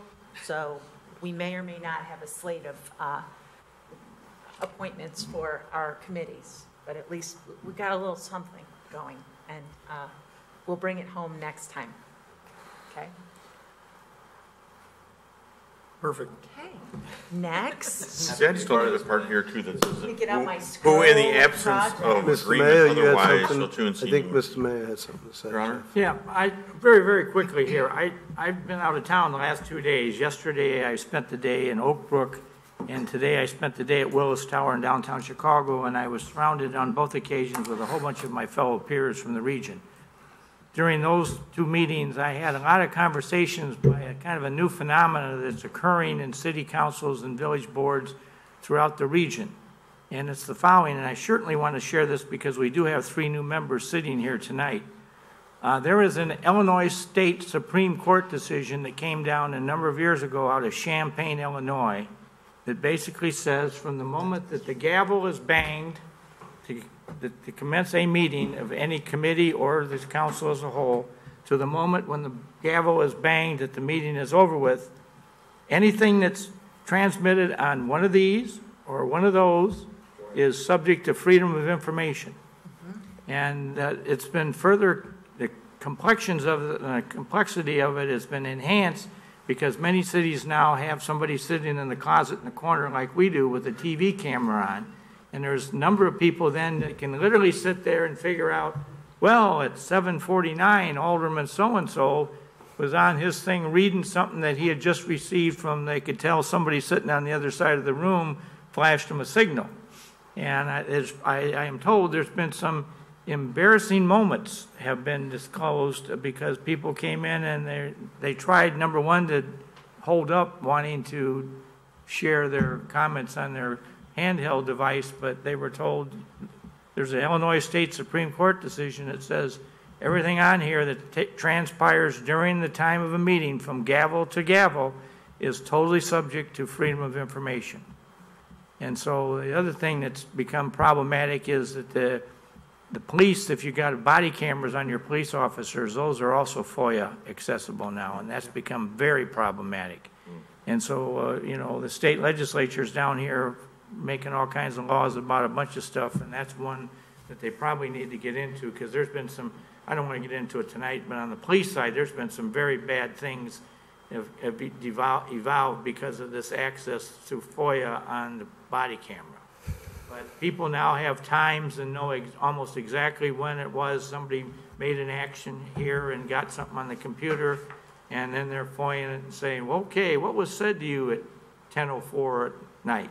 So I'm just sharing that with all of you, that any of us could be subject to that while we're in the actual meeting from gavel to gavel. Just remember that whatever we're doing here on these devices has to be accessible.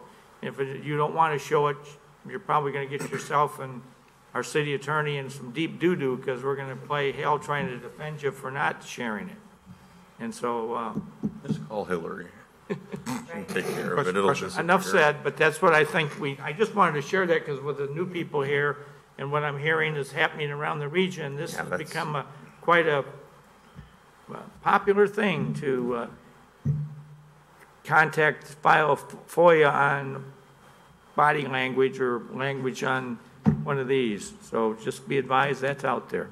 Question, was there any distinction between Elliot texting home his wife to say, hey, would you like me to bring dinner home? I understand he has to, if somebody FOIAs him, he has to, if he does it during the meeting, he has to show him who he was talking to, and if it wasn't city council, then it's but he's made some action during the meeting, so that's why he... So there's not an exemption if he says, yeah, I'm bringing home pepperoni pizza, versus he texted you to tell you to do something. He can't take an exemption and say, no, you can't see what kind of topping I have on my pizza. Because it happened during the time of the gavel to gavel, as I'm understanding.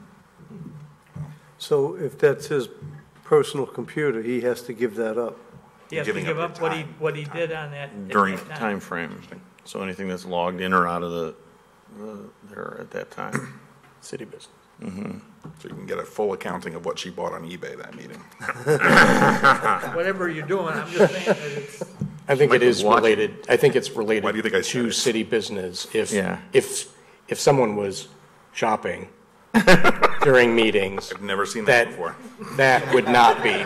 But it would be held and reviewed by the FOIA, Right. and they would make the determination in camera that it would not be related to city business, and that it would be an exemption. I can send out, the Champagne case got a lot of coverage, and I'd be happy to send out information about it to everyone.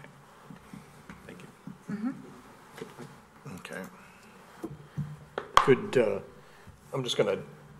I'm gonna ask that we suspend the rules for a moment and go back to number 14. Okay.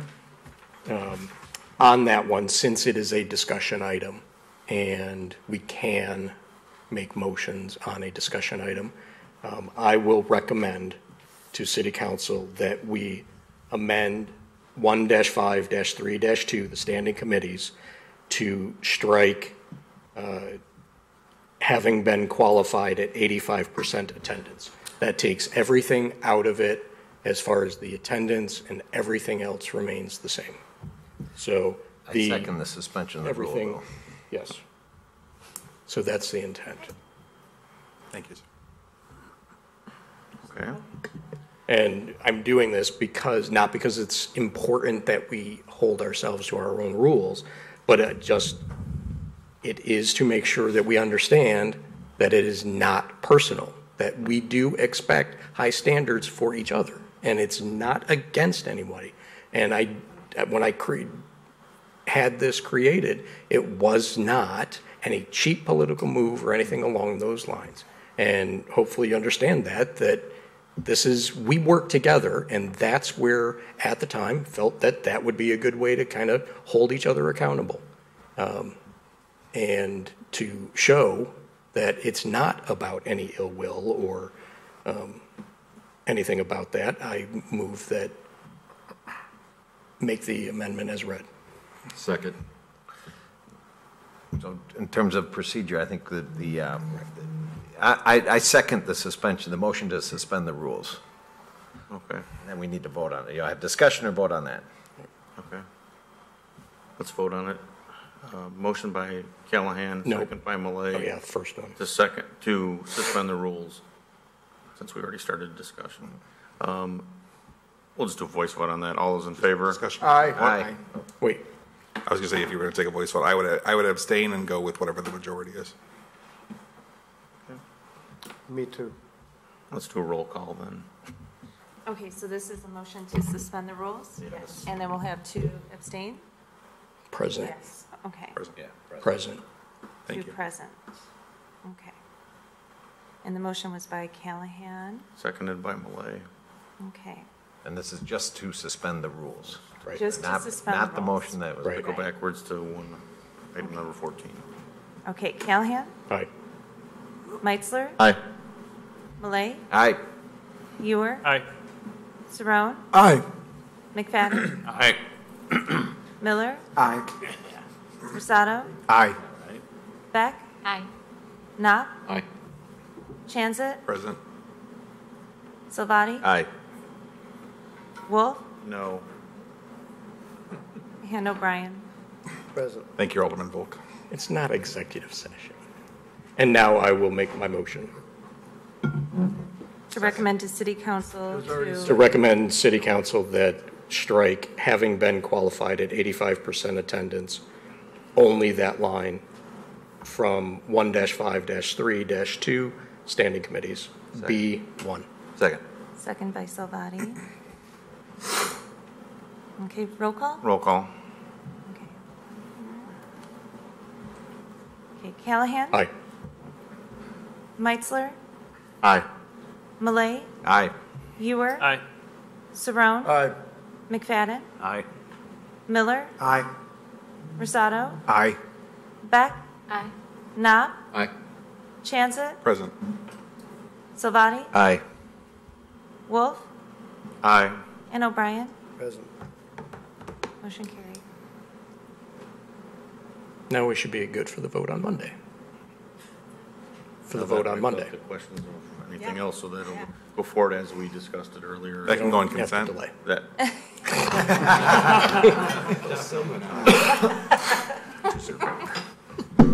okay. Do we have any others? Project status. Oh, sorry, project status. I think we should talk about staff's meeting with Metronet on Monday. And actually, I had checked with both St. Charles and Geneva, and they expressed to me that they were experiencing very similar issues with Metronet. Metronet showed up with 6 representatives from their corporate offices, as well as every single one of the subcontractors who are working in Batavia at this time. And they expressed to us that they made it mandatory that those subcontractors were present for the meeting. In addition, they introduced us to an individual who they had just hired to be the new supervisor for construction in the city of Batavia. That's the only thing that this individual does. Now, granted, Monday was his first day. And it was kind of a rough first day. Welcome to the show. But we did feel a sense of strong commitment on the part of Metronet that on the one hand, they seemed very contrite that there were issues that had developed over the last several months, that it was due to some personnel issues that they were having, but that they have taken measures to replace staff and to hire more staff where they were understaffed, and that they would be correcting all of the issues that we addressed, that they take it very seriously, that they look to cause as little disruption to the areas where they're installing, because these are their future customers. Mm-hmm. What happened in this situation is that maybe isn't necessarily the first concern of a subcontractor who isn't being properly supervised. And so MetroNet has now made that their subcontractors' top priority. And at really the prompting of MetroNet, they said they would like to have this meeting again in 4 weeks so that we can sit down and make sure that all of our concerns are being addressed. The other thing that we talked to them about was what is the appropriate number of permits to be issued at any given time so that we can make sure that we're keeping up with our utility locates and, both that we're providing them with enough utility locates to do the work that they have planned for the upcoming few weeks, but also so that we're not doing utility locates in areas that they don't intend to work on for a month, because then we have to go out and relocate the utilities because, the markings wear off. So it was really a good meeting. I felt that we got things back on track. Now, the proof will be in the pudding when the complaint phone calls stop coming in, but we really feel like we made some progress with them. Alderman Cerrone? I would just, at a future meeting, maybe it's that one in 4 weeks, to review not just MetroNet, but what the expectations are and of all utilities, and if they're marking for Julie or whatnot, because this was a big issue with one of my residents, and I didn't know the answers, and now we've got 3 new people, and took a learning curve as to, you know what, I don't know when you could rip up the flags and things like that. We can all probably learn on all of that. Exactly. Alderman Wolf? I will say the next day after we had our last discussion of this, I witnessed one of the things I thought was probably the weirdest thing I've ever watched with utility. I sent Laura pictures of it. Was one of their trucks stringing cable along Main Street with a guy in the bucket driving from pole to pole with somebody in the bucket truck, up in the bucket, and swinging the bucket back out over the road, back to the pole and back. So I immediately sent that to Laura and let her know that we had to just stop this because this was just crazy to see that. Since that time, every truck I have seen has multiple cones, multiple people at it, doesn't move anywhere when they go up to set up, has signs on the side, contracted installer for MetroNet or whatever their sign might be, but they're really obvious. And I've actually seen 2 or 3 of them wearing neck badges or the IDs out where you can see it. So I think they got the message. I think so. Now, I will say this because I did my own little search, and every community I see that they're in has all got some kind of Facebook page, and there are at least a dozen complaints on every page from the things that have happened when they're installing. So it's not just us. So they have some real issues that they have to solve. So I'm glad we have another meeting. And I just tell everybody, just keep your eye out and watch, because they're in every area of the city, and anything we see that's not right, let somebody know. Laura, is it your advice that we continue to halt or have a moratorium on permits? No, it is not. I feel that we can continue to review and issue permits on they're going to give us a prioritization schedule, and we only release about 3 permits at any given time, because that allows a small enough core of work where they don't have a book of 2 months' work. When we shut the faucet off, they send contractors home within days. Well, the pushback I heard after we halted permits was that, oh, here you are shutting down consumer choice.